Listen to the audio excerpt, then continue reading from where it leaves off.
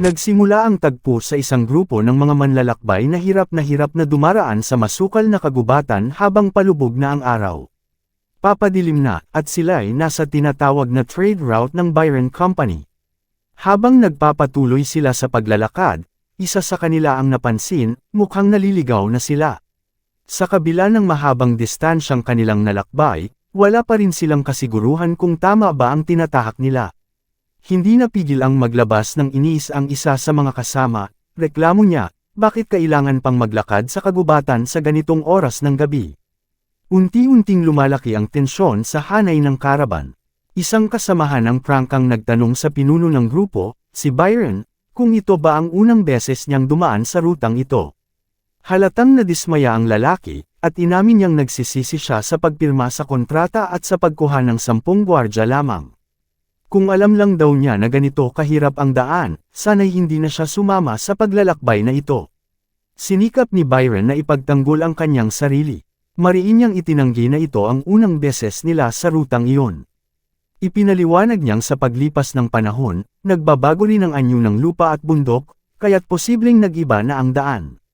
Samantala, dalawang lalaking sina Dexter at Tillich ay tahimik na pinagmamasdan ang sitwasyon. Nagbigay ng hinuha si Tillich, kung nagsasabi ng totoo ang mga mangangalakal tungkol sa pagkakaalam nila sa daan, baka may panlabas na puwersang naging sanhi ng pagbabago sa buong kalupaan. Bigla, sa mahigpit at galit na tinig, tinawag ni Tillich si Baxter. Walang anumang babala, biglang hinugot ni Baxter ang kanyang espada at humarurot ng takbo sa unahan, isang null monster ang biglaang umatake sa kanilang grupo. Nabigla at napatigil ang lahat. Ngunit higit sa pagkagulat ang nadama nila nang mapansin nilang may suot na armor ang halimaw, at hindi basta-bastang baluti kundi yari pa ng mga urok. Noon nila napagtanto, napasok na pala sila sa isang mabas-isang bitag. Nag-utos si Baxter na magtipon ang lahat at huwag maghiwa-hiwalay. Binalaan niya na sinumang humiwalay sa grupo ay agad nalalapain. Natagpuan ng mga gwardya ang kanilang sarili na napapalibutan, habang naglitawan ng hindi mabilang na kumikislap na mga mata sa dilim sa paligid nila. Sa kaba, nagtanong si Tillich kung gaano karami ang mga iyon. Sumagot ang kasama niya na mas mabuting huwag ng bilangin. Maya-maya ay biglang umatake ang mga halimaw ng sabay-sabay. Nagsimula ang madyugo at marahas na labanan kung saan nagsisigaw ang mga mandirigma ng mga sigaw ng pagkamuhi at pagpatay. Sa gitna ng kaguluhan, napabulala si Byron sa sobrang brutalidad ng laban, kahit pahalimaw lamang ang kanilang kalaban. Ngunit agad siyang pinatahimik ng matinding banta mula kay Tillich. Ipinangako ni Tillich na pananagutin ng mahal ang mga mangangalakal sa hirap na ito, basta't makaligtas sila. Matapos nilang mapatay ang unang bugzo ng mga halimaw, muling nagbabala si Baxter na huwag silang magpakakampan. Ipinaliwanag niya na ang mga bitag ng halimaw ay laging sunod-sunod at hindi basta natatapos. Halos hindi pa siya tapos magsalita nang biglang sumigaw si Byron, itinuro ang malayo kung saan unti-unting lumitaw ang isang dambuhalang troll. Nang makita nila iyon, napatigil at nanlumo ang lahat. Sariwa pa ang pagod nila mula sa laban sa mga gnoll, kaya lalo silang binalot ng matinding takot. May isa pang sumigaw na kailangan nilang maghiwa-hiwalay agad, dahil kaya silang tapusin ng troll sa isang hampas lamang. Nalugmok sa takot si Byron at naniwala na katapusan na nila. Para sa kanya, tiyak na mamamatay ang lahat ng mga mersenaryo. Habang naguguluhan ang iba, nagsimulang mag-isip si Baxter kung ang troll ba na ito ay isang nilikhang hayop na sinanay, o isang sandatang pandigma na nakawala sa kontrol. Hindi niya maisip kung paano nagagawa ng kung sino man na lumikha ng ganoong uri ng arma sa ganito karaming bilang, lalo na sa isang kagubatan na gaya nito. Naisip ni Baxter na wala ng paraan para makatakas, kaya mabilis siyang nagbigay ng utos. Dalawa sa kanyang tauhan ang inatasan niyang tipunin at bantayan ang mga mangangalakal, habang si Tillich naman ay inutusan niyang agawin ang atensyon ng troll at ilayo ito sa mga mangangalakal sa oras na muling may ibato ang halimaw. Mariing tumutol si Tillich sa plano at tinawag na baliw si Baxter. Iminungkahi niyang isakripisyo na lamang ang mga mangangalakal at gawing pain upang makaligtas sila. Ngunit agad din niyang tinanong si Baxter kung mayroon ba talaga itong plano. Kumpirmadong may naisip si Baxter at ito'y isang taktika na matagal nang alam ni Tillich. Hihintayin nilang ma-distract ang troll at saka sila mabilis na tatakbo sa ilalim ng mga hita nito. Isang galaw na ilang beses na nilang nagawa sa mga nakaraang laban. Kahit siya pa ang nagtanong, halatang nanginginig si Tillich sa takot. Mahina pa niyang nausal na mas gugustuhin pa niyang mamatay kaysa muling gawin ang ganoong kalokohang plano. Habang tumatakbo upang isakatuparan ng utos, bigla siyang napatigil nang mapansin ang isang bagay na kakaiba. Hindi pala nakatingin ang troll sa kanila, kundi nakatuon ang tingin nito sa ibang direksyon. Bago pa man ito makaatake, bigla na lamang bumagsak ang troll sa lupa ng sobrang lakas na tinangay si Tillich sa ere. Pagbangon niya, tulala at gulat na gulat siyang nagtanong kay Baxter kung paano nito napabagsak ang dambuhalang halimaw. Ngunit hindi si Baxter ang may gawa. Mula sa kadiliman, unti-unting lumitaw ang isa pang mas malaki at mas nakakatakot na nilalang na may kumikislap na bughaw na mga mata. Payapang lumapit ang halimaw sa nakahandusay na troll, at sa gitna ng pagkagulat ng mga mersenaryo at mga mangangalakal, marahan nitong binuhat ang bangkay at malamig na pinisa ang ulo ng troll gamit ang sariling kamay. Sa sobrang sindek, napahiyaw ang isa sa mga mangangalakal. Tinanong ng mangangalakal si Baxter kung anong uri ng nakakatakot na nilalang ang kanilang kaharap. Sumagot si Baxter na malamang ay hindi pa iyon naririnig ng isang taong galing sa syudad gaya niya. Dito sa kagubatan, ang nilalang na ito ang itinuturing na pinakabangis sa lahat. Ayon pa sa mga alamat, sinumang makatagpo nito ay hindi na nakababalik ng buhay. Ipinahayag niya ang pagkakakilanlan ng halimaw, isa itong ogre. Nanlaki ang mga mata ng mga ngalakal at halos hindi makapaniwala sa narinig. Nagpatuloy si Baxter sa pagpapaliwanag, sinabing bihira mang makita ang mga ogre. Taglay nila ang pambihirang lakas at bilis na walang katulad sa iba pang halimaw, kasama pa ang matalas na talino at matinding pagpupursage sa pangangaso. Maging si Baxter mismo ay nabigla, dahil ang ogre ay naririnig lang niya noon sa mga kwento, at ngayon nakasalubong pa nila sa napakadelikadong sitwasyon. Samantala, nagbulungan ang mga mangangalakal kung bakit tila natigilan at nanigas ang mga mersenaryo sa kinatatayuan nila. Napaisip si Baxter kung ano ang dapat niyang gawin, kung may tsansa pa ba siyang makatakas. Ngunit agad niyang na-realize na kapag siya'y tumakas, magiging madali lamang siyang biktima. Nawalan siya ng pag-asa at napaupo sa lupa, tila tuluyang gumuho. Lumapit ang ogre sa nakadepang si Baxter at sa hindi inaasahan, iniunat nito ang kamay na nababalot pa ng dugo at nagsalita. Sinabi nitong dumaan na siya sa matinding pagsubok at mula ngayon ay gagabayan na niya ito. Pinakalma siya ng ogre, sinabing huwag matakot dahil kahit kakaiba ang kanyang anyo, ang dugong dumadaloy sa mga ugat ng tao ay siya ring dumadaloy sa kanyang katawan. Ipinahayag niya ang kanyang tunay na katauhan. Ang pangalan niya ay Leon, isang kalahating tao at kalahating ogre. Pagkatapos noon, pinangunahan ni Leon ang buong karaban sa gitna ng kagubatan hanggang makarating sila sa Byron Village, isang liblib na nayon sa kaharian ng Arnia. Habang papalapit sila sa matibay na kahoy na pader ng nayon, isang bantay mula sa itaas ang nakapansin sa kanila at sumigaw upang alamin kung sino sila. Dama ng mga kasapi ng karaban ang ginhawa matapos makaligtas. Nagreklamo si Byron na pagod at masakit ang katawan. Sinabing inakala niyang iyon na ang kanyang katapusan. Si Tillich naman ay mahina ngunit mariing nagmura laban sa mga mangangalakal. Inihatid sila ni Leon hanggang sa mismong pintuan ng nayon. Isa sa mga kasama sa karaban ang nagtanong kung ang harang bang iyon ay ginawa para hadlangan ang mga halimaw. Mula sa itaas, tinawag ng bantay na nagngangalang Daryl si Leon na may halong gulat. Tinanong niya kung ilang araw na itong nawala at kung sino ang mga taong kasama niya. Binalika ni Leon ang pagbati at sinabi na mga mangangalakal ang mga iyon na patungo sa nayon. Ikinwento niyang nakilala niya ang mga ito habang nangunguha siya ng panggatong at binanggit na nakausap na nila ang pinuno ng nayon. Gayunman, nanatiling nagdududa si Daryl. Sinabi niyang may tiwala siya kay Leon pero wala siyang natanggap na ulat tungkol sa pagdating ng isang karaban. Ipinahayag niya ang pangamba na baka mga tulisan lang ang mga ito na nagpapanggap bilang mangangalakal. Naina si Byron sa paratang at sumigaw upang ipagtanggol ang kanilang sarili, ipinaliwanag na naligaw lamang sila at ang sariling pinuno ng kanilang nayon ang nagbigay ng maling direksyon. Hindi pa rin natinag si Daryl at iginiit na higit na mahalaga ang kaligtasan ng kanilang nayon. Sinabi niyang kung hindi nila mapapatunayan ang kanilang pagkakakilanlan ay mapipilitan silang umalis. Sa sobrang pagkainis, mariing nagreklamo ang isa sa mga mangangalakal at hiniling na kahit man lang ay ipatawag ni Daryl ang pinuno ng nayon. Nakialam si Leon sa usapan at ipinaliwanag kay Daryl na bagamat mahalaga ang seguridad, kinakailangan din ang mga taong ito. Sinabi niya na narinig niya ang mga daing ng kagubatan habang naglalakbay at napansin na nagbago ang mga daanan. Dahil dito, napag-isip niya na may kung sino mang gumagalaw at nakikialam sa lugar, kaya marahil ay kinakailangan talaga ng tulong. Sinigurado ni Leon sa bantay na kung may mangyaring masama, siya mismo ang haharap sa problema upang maibsan ang kanyang pag-aalala. Makalipas ang ilang sandali at pinayagan silang makapasok, lumipat ang tagpo sa bulwagan ng Byron Village kung saan nakaupo ang mga kasapi ng karaban kasama ang pinuno ng nayon at ilan sa mga taga-ron.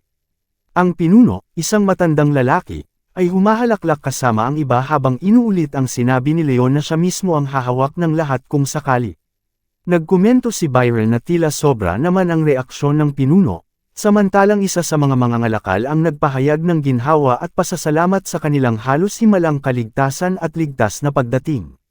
Pinuri rin ni Baxter ang lakas ni Leon, na inihalin tulad pa niya sa pinagsamang lakas ng 10 mersenaryo. Ngunit hindi nagtagal ang katahimikan. Nagsimula si Baxter na magtanong sa pinuno ng nayon. Binanggit niya ang mga depensang harang na napansin niya sa daan patungo sa nayon, na tila nakapalibot sa buong lugar.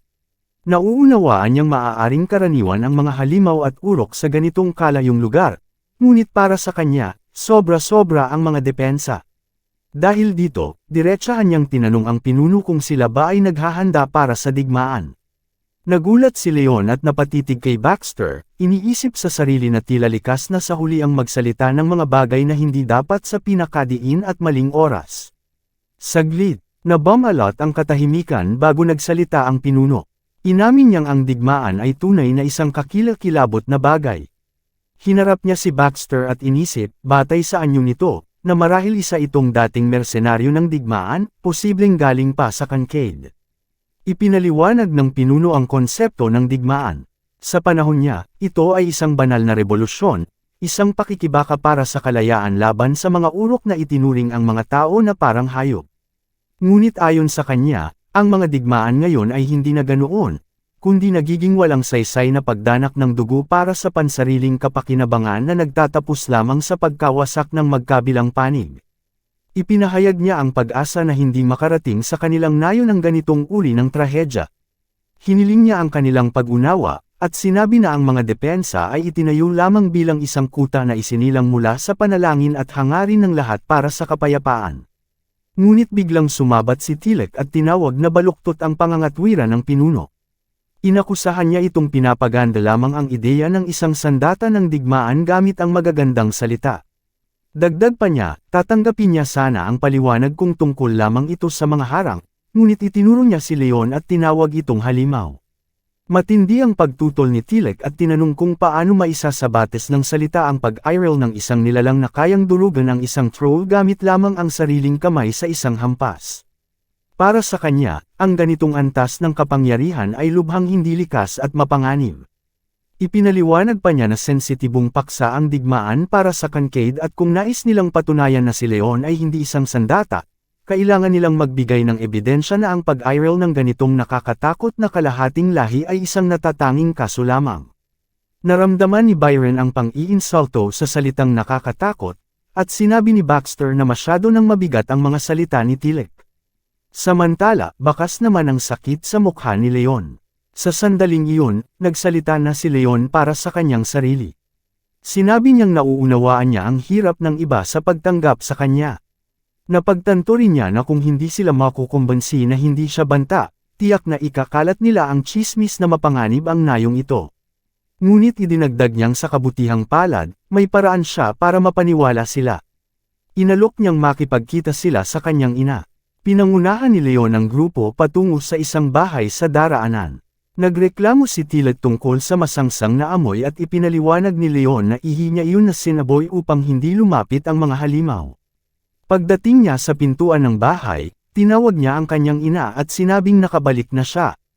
Pumasok siya habang humihingi ng paumanhin sa kanyang pagkakaantala at idinahilan na may mga inas-ikaso pa siya sa nayon kaya siya natagalan. Isang batang babae na may mahabang blonde na buhok na tinawag ni Leon na inaang sumalubong sa kanila. Magiliw niyang tinanggap ang mga bagong dating at agad na pinapasok sila sa bahay. Mula roon, bumalik ang tagpo sa nakalipas na 15 taon sa Byron Village. Noong gabing iyon, ang pinuno ng nayon na mas bata pa noon ay nagmamadaling pumunta sa kahoy na harang matapos ipaalam ng isang bantay na may parating na panganib. Hindi tiyak ng mga bantay kung ano mismo ang nangyayari, kaya hiniling nila sa pinuno na siya mismo ang tumingin. Pagdating niya, natigilan ang pinuno sa takot nang makita ang isang dambuhalang halimaw na may kumikislap na pulang mga mata sa harap ng harang. Agad niya itong nakilala bilang isang ogre. Nagbigay siya ng mariing utos sa lahat na ibaba ang kanilang mga sandata at umatras kaagad, pinagbalaan silang huwag galitin ang halimaw. Batay sa kanyang pagkakakilala mula sa gabay ng mga halimaw, ito ay si Robo, ang alamat na ogre na tinaguri ang lobo ng kagubatan at Verdugo ng gitnang kontinente. Na-realize ng pinuno na ang kinakaharap nila ay ang pinakamapanganib na nilalang na maaari nilang makasalubong. Alam niyang kaya nitong gibe ng madali ang kanilang harang kaya agad niyang iniutos na dalhin ang mga sandatang pangkubkob. Ngunit isa sa mga taga-nayon ang nagbigay pansin sa kakaibang ikikilos ng halimaw. Lumipas ang ilang oras ngunit hindi gumagalaw ang ogre kahit kaunti. Nagtaka ang mga taga-nayon kung may nabanggit ba sa gabay tungkol dito o baka may ibang pakay ang halimaw bukod sa pangangaso. Habang nag-iisip ang pinuno na puno ng pangamba, biglang tumingin ang ogre sa isang taong nakahandusay sa lupa. Lahat ay nagulat nang makita nilang unti-unting lumalayo ang ogre mula sa nayon at biglang tumalon papalayo. Nag-ante sila ng may pag-iingat at isa sa kanila ang nagturo sa taong nakahandusay. Iniwan ng ogre ang isang bagay. Nang lapitan nila ito, natuklasan nilang may tao sa loob at buhay pa. Bumalik ang tagpo sa kasalukuyan, sa isang bahay sa gilid ng Byron Village. Nakaupo sa paligid ng mesa ang mga miyembro ng caravan kasama si Leon at ang kanyang ina, ang dalagang may kulay gintong buhok. Masayang kumakain si Leon, tuwang-tuwa sa keso at hamon na inihanda ng kanyang ina, habang paulit-ulit siyang pinapaalalahanan na dahan-dahan lang sa pagkain. Humingi ng paumanhin ang ina ni Leon sa mga bisita dahil sa simpleng handa, paliwanag niya na biglaan ang pagdating nila at hindi siya naabisuhan ng kanyang anak. Humingi rin siya ng tawad sa hirap na pinagdaanan ng grupo bago makarating sa liblib na lugar na ito. Pagkatapos ay hinarap niya si Baxter at diretsyong tinanong kung ano ang pakay nila sa pagpunta rito. Napansin naman ni Tilek ang kakaibang punto ng salita ng babae at ibinulong ito kay Baxter. Sagot naman ni Baxter na iyon ay isang punto na tanging mga dugong maharlika lamang ang gumagamit. Galit pa niyang idinagdag na nakakadiri ang mga taga-baryo. Para bang nauunawaan ng ina ni Leon ang kanilang pagdududa kahit wala silang sinasabi. Tahasan niyang inamin na ang kanilang pamumuhay ng kanyang anak sa lugar na ito ay malayo sa karaniwan. Idinagdag pa niya na kahit makita lang sila ay maaari nang magdulot ng problema kahit anong paliwanag pa ang ibigay niya. Pinaalala rin niya na humingi na siya ng paumanhin sa naging kapusukan ng kanyang anak sa labas at nangako na hindi na ito mauulit. Kaya't tinanong niya kung ano pa ba ang maaari niyang gawin upang maibsan ang pagdududa ng kanilang mga panauhin.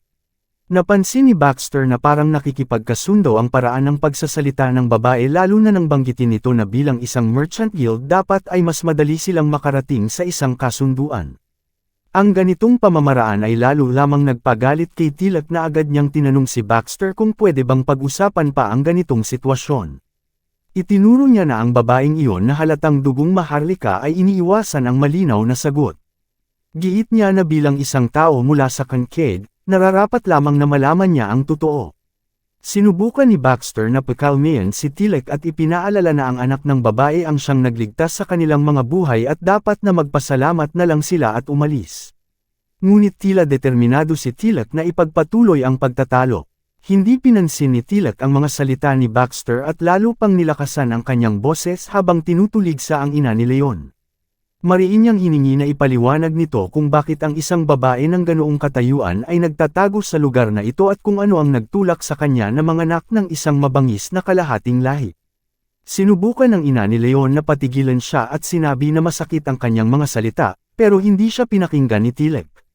Galit na galit niyang binalik ang salita at sinabihan ang babae na isipin muna ang kanyang sariling kalagayan. Tinawag pa niya itong kaawa-awa dahil sa tadhana nitong mamuhay sa isang liblib na rehiyon ng walang kakayahan na harapin ang kaguluhan ng labas na mundo. Doon sumabog sa emosyon si Tilek at nagsalita tungkol sa digmaan. Ikinwento niya kung paanong pinapatay ang kanyang mga kasamahan mula kankade sa mga larangan ng digmaan. Binanggit niya kung paanong ang walang katapusang pagkauhaw sa panalo ng mga Nagel-alabang bansa ay nagtulak pa sa kanila na gumamit ng mga demonyo sa pakikipaglaban. Nanumpa siya na hinding-hindi niya makakalimutan ang mga kalupitang ginawa para lamang makontrol ang isang pirasong lupa. Tinapos niya ang kanyang madamdaming pananalita sa pamamagitan ng pagkadismaya at matinding pagkasuklam ng matuklasan na kahit sa lugar na ito ay may isa na namang kasuklam-suklam na sandata mula sa hybrid war. Sa puntong iyon biglang sumigaw si Baxter ng kanyang pangalan, Tilek, dahilan para siya ay tumigil agad. Pagkatapos ay siya na mismo ang yumako ng pag-uusisa. Sa malamig ngunit matatag na tinig ay tinanong niya ang ina ni Leon kung siya at ang kanyang anak ang lihim na itinatago ng nayon sa likod ng mga matitibay na depensa. Sunod niyang tinanong kung anong uri ng galit ang nagtulak sa isang babaeng tulad niya na kusang tanggapin ang binhi ng halimaw na tinatawag na Crimson King.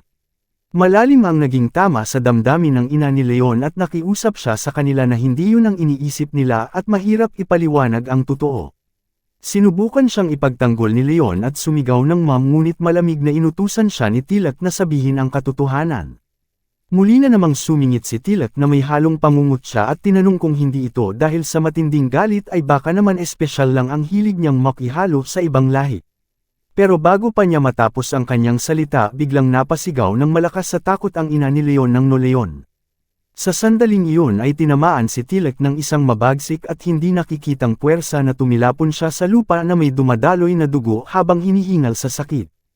Napaluhod ang ina ni Leon at pilit na pinipigilan ang nangyari. Lumabas na si Leon mismo ang pinagmulan ng pag-atake, nakatayo siya at hingal na hingal habang sa kanyang dibdib ay biglang lumitaw ang isang kakaibang pulang simbolo na kahawig ng gagamba. Habang gulat na gulat si Leon sa nangyari mabilis na kumilos si Baxter at agad na sinunggaban si Tilek. Kinabahan si Leon sa ginawa niya at tumingin sa kanyang ina na puno ng pag-aalala ang mga mata. Mabilis namang nilapitan siya ng kanyang ina at pinakiusapan na kumalma. Mahina siyang napabulong ng mom. Samantala ginamit ni Baxter ang pagkakataon at dahan daw ang lumapit habang kumikislap ang kanyang mga mata. Unti-unting nagbago ang anyo ni Leon, naging mas malahalimaw ito na may matutulis na ngipin at matatalim na tenga. Mariin niyang binalaan si Baxter na huwag lalapit sa kanyang ina. Ipinaliwanag naman ni Baxter na hindi nakatutok sa kanyang ina ang espada kundi kay Leon mismo na sa kanyang mga mata ay hindi na mukhang tao.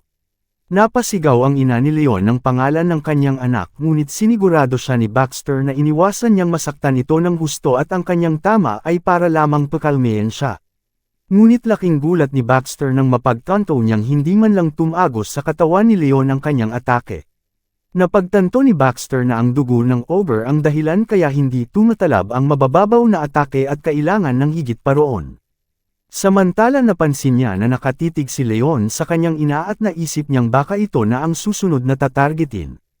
Agad siyang kumilos at pumwesto para harangin ang maaaring atake ngunit mabilis siyang sinunggaban ni Leon at itinapon palayo. Mula roon tumalon si Leon at tinungo si Baxter kaya lumipat ang laban sa kalapit na kagubatan sa ilalim ng liwanag ng buwan.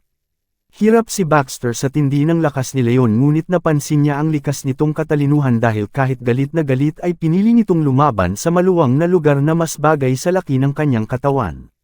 Doon naunawaan ni Baxter ang mas malalim pa Leon mismo ang maingat na pumipili ng galaw upang hindi madamay ang kanyang ina. Sa bahay mabilis na sumugod si Leon at umatake ng malapitan kay Baxter ngunit madali itong naiwasan ni Baxter. Laking gulat niya nang mapansin na ginagaya ni Leon ang mismong mga galaw niya sa pakikipaglaban at hindi siya makapaniwala kung paano nito natutunan ng ganoon kabilis. Isang malakas na suntok ang binitiwan ni Leon na nagpabagsak kay Baxter sa lupa. Nanunood si Tilek sa gilid ng may kaba at napagtanto niyang nasa panganib na si Baxter. Samantala mabilis na lumapit ang ina ni Leon sa kinaroroonan ng laban at sa sandaling akmang ibibigay ni Leon ang huling dagok kay Baxter biglang bumagsak mula sa langit ang maliliit na patak ng liwanag. Doon napagtanto ni Baxter na sapat na ang kanyang nakita. Nauunawaan niya na si Leon ay nakayanan sa isang tingin lang ang pagsusuri sa kanyang mga galaw at nakapaghanda ng perpektong kontra-atake. Inamin niyang kung hindi dahil sa kumikislap na berdeng kwintas na nakasabit sa leeg ni Leon matagal na siyang napatay ng counter na iyon. Hindi niya naiwasang mamangha sa isang kasangkapang kayang supulan at kontrolin ang isang nagwawalang ogre sa ganoong paraan. Naalala ni Baxter si ina ni Leon at napabulalas siya na tunay ngang kahanga-hanga ang babae dahil kaya nitong pasanin at kontrolin ang lakas ng sariling anak. Unti-unting kumalma si Leon at sa sandaling iyon lumapit si Baxter at nagbigay ng formal na paghingi ng paumanhin. Ipinaliwanag niya na bilang isang tao mula sa Kankade kailangan niyang mag-ingat sa mga banta ng mga hybrid na ginagamit bilang sandata sa digmaan at inamin niyang naging sobra ang kanyang pag-iingat dahil iyon ang unang pagkakataon na nakakita siya ng ganoong sitwasyon. Sinabi rin niya kay Leon na nakikita na niya ito ngayon bilang isang matalino at disiplinadong bata na nabubuhay sa lipunang tao at nangako siyang pananatilihin nilang lihim ang lahat para sa kaligtasan niya at ng kanyang ina. Ganap nang kumalma si Leon at bumalik sa kanyang normal na anyo kapansin-pansin ang matinding pagod sa kanyang katawan. Tinawag siya ng kanyang ina at pinapahinga dahil gabi na. Lumapit si Leon at mahigpit na niyakap ang kanyang ina habang umiiyak sa balikat nito at paulit-ulit na tinatawag na mom. Samantala sa labas nakahandusay si Tilak na sugatan at paulit-ulit na sumusumpa sa buong pangyayari. Kinabukasan umalis na ang caravan mula sa nayon. Abala ang ina ni Leon sa kanilang bahay sa paghahanda ng pagkain at matapos may salansan sa mesa ay hindi siya agad umupo para kumain. Sa halip ay naghintay siya sa pagbabalik ng anak niyang si Leon matapos nitong samahan ng caravan palabas ng kanilang lugar. Lumipat ang eksena kay Leon na kasalukuyang gumagabay sa caravan at dinadala sila sa tamang daan. Kasama pa rin si Byron na walang tigil sa pagreklamo na mas mahirap daw ang pag-uwi kaysa pagdating. Nagtaka naman si Baxter kung bakit sila dumadaan sa paykat na daan. Ipinaliwanag ni Leon na hindi lang ito tungkol sa pag-iwas sa panganib kundi dahil naririnig niya ang bulong ng kagubatan na nagsasabing iyon ang ligtas na landas at tiniyak niya na kapag nalampasan na nila ang kagubatan magiging ganap na ligtas ang kanilang daraanan. Sa puntong iyon nasa tabi na ng hangganan ng Hellbreen ang caravan at buhat-buhat ng isang mangangalakal ang wala pa ring malay na si Tilak habang si Baxter ay nangakong babayaran. Siya nang malaki para sa kanyang ginawa. Samantalang si Leon ay patuloy na sumama upang manguna at maggabay sa kanilang biyahe. Nagpatuloy ang caravan sa kanilang paglalakbay habang tinatawag ni Leon si Baxter. Humingi ng paumanhin si Leon kay Baxter dahil sa lubak at mahirap na daan pero agad din niya itong tiniyak na malapit na sila sa lungsod. Bahagyang gamaan ang loob ni Baxter at saka tinanong si Leon kung hindi ba siya napagod matapos ang mga gabing ginugol sa pagkukumpuni ng kanilang bahay. Ngumiti si Leon at sinabing wala lang iyon para sa kanya. Masiglang ikinwento ni Leon na habang naglalakbay sila ay paulit-ulit niyang naaalala ang mga kwento ni Baxter tungkol sa mga pakikipagsapalaran sa lungsod. Isang lugar na nakilala niya lamang sa amoy nito mula sa malayo. Nabigla si Baxter na noon lang pala niya narinig ang mga kwentong iyon. Ipinaliwanag ni Leon na ang mga taga-nayon at maging ang kanyang ina ay iniiwasan ang mga ganoong usapan. Sumabat naman ang mga ngalakal na si Byron at hinala niyang baka nag-aalala ang mga ito na ang isang inosenteng binata tulad ni Leon ay madaling malinlang sa labas. Ngunit dagdag pa niya hindi naman nagiging ganap na hinog ang isang tao kung hindi dumadaan sa mga hirap ng buhay. Binanggit din ni Leon na tuwang-tuwa siya sa mga kwento tungkol kay Uncle Veron ang mga ngalakal na marunong bamasa ng kagubatan at ang sekreto ng kanyang tagumpay sa negosyo ay ang matinding tawaran. Naisip ni Leon kung matututunan din ba niya ang kasanayang iyon para makaligtas sa lungsod na nagdulot naman ng pagsisisi sa mga ngalakal dahil baka tularan niya iyon at mapahamak lang siya. Tinanong ni Baxter si Leon kung nakalabas na ba siya ng nayon ng Byron noon at kung pinagbabawalan ba siya ng pinuno ng nayon. Sagot ni Leon hindi yun ipinapataw sa kanya kundi sariling pasya niya. Ipinaliwanag niya na minsan pakiramdam niya ay para sa kanya mismo itinayo ang harang ng nayon upang protektahan siya dahil tanging dito lamang siya tinatanggap ng buo. Ibinunyag pa niya ang mas mahalagang dahilan na mag-isa na lang ang kanyang ina at mula nang ipanganak siya ay hindi na ito nakalakad muli habang buhay. Hindi niya raw ito nalaman agad dahil kailanman ay hindi ipinakita ng kanyang ina ang sakit na dinadala nito pero narinig niya sa mga taga-nayon na isa itong marangal na babae mula sa mataas na pamilya. Sa huli sinabi ni Leon na isinuko ng kanyang ina ang lahat para sa kanya kaya hindi niya kayang iwan ito para lamang tuparin ang pansariling hangarin. Napabuntong hininga ang mga ngalakal at sinabing nakakalungkot iyon. Dagdag pa ni Leon na mahirap din ang kanyang paglaki dahil sa minananggana ng isang ogre. Bata pa lang siya ang gusto niya lamang kainin ay hilaw na karne na ikinagulat at ikinatakot ng mga ngalakal. Biglang iniba ni Baxter ang usapan at diretsahang tinanong si Leon kung may natanggap ba itong utos noon para bantayan ang ruta ng kalakalan ng Veron Guild sa loob ng kagubatan. Natarante si Leon at sinubukang umiwas, sinasabi na nagkataon lang ang pagkikita nila. Pero pinilit siya ni Baxter at sinabing hindi siya kayang magsinungaling. Nilinaw naman ng mga ngalakal na nagpapasalamat siya sa pagkakaligtas, ngunit magiging problema kung may sikretong ang utos na sinusunod si Leon. Mariing itinanggi ni Leon at sinabing wala iyong kinalaman sa digmaan o sa anumang nakakatakot, saka siya nagkumpisal ng totoo. Ipinaliwanag niyang ang kagubatan sa paligid ng kanilang nayon ay pinamumugaran ng mga urok na tulisan. Hindi man sila ganoon karami, sapat na ang panganib nila para guluhin ang mga mangangalakal at maliliit na grupo ng bearang mandirigma, dahilan para maantala ang kalakalan na tanging kabuhayan ng nayon. Doon napagtanto ni Baxter na iyon pala ang dahilan ng pagiging lihim ng nayon. Na si Leon pala ang nag-iiwan ng amoy sa kagubatan para markahan ito at takutin ang mga kalaban. Kinumpirma iyon ni Leon. Dagdag pa niya, biglang nawala ang mga bakas ng mga tulisan. At kahit nakatulong ang depensa ng nayon, naniniwala siyang ang presensya niya bilang ogre ng kagubatan ang pinakamalaking dahilan. Tinanong ni Baxter kung ginawa ba niya iyon para lang sa reputasyon ng nayon, pero agad itong itinanggi ni Leon at sinabing may mas mabigat na dahilan. Ibinunyag niya na kakaiba na ang ikilos ng mga urok. Nagsimula na raw silang magpaamo ng mga halimaw na Noel at Troll, at umaabot pa sila sa pagbago ng mismong kagubatan para umulan. Para bang ang mismong kagubatan ay humihingi ng saklolo. Sinubukan ni Leon na magpakita ng pag-asa at sinabing magiging maayos din ang lahat at siya na mismo ang haharap kung kinakailangan. Ngunit bigla siyang napatigil, itinuro ang unahan at inihayag ang kanilang pagdating sa destinasyon, ang lungsod ng Reden. Dumating si Leon kasama ang karaban sa pasukan ng Reden City.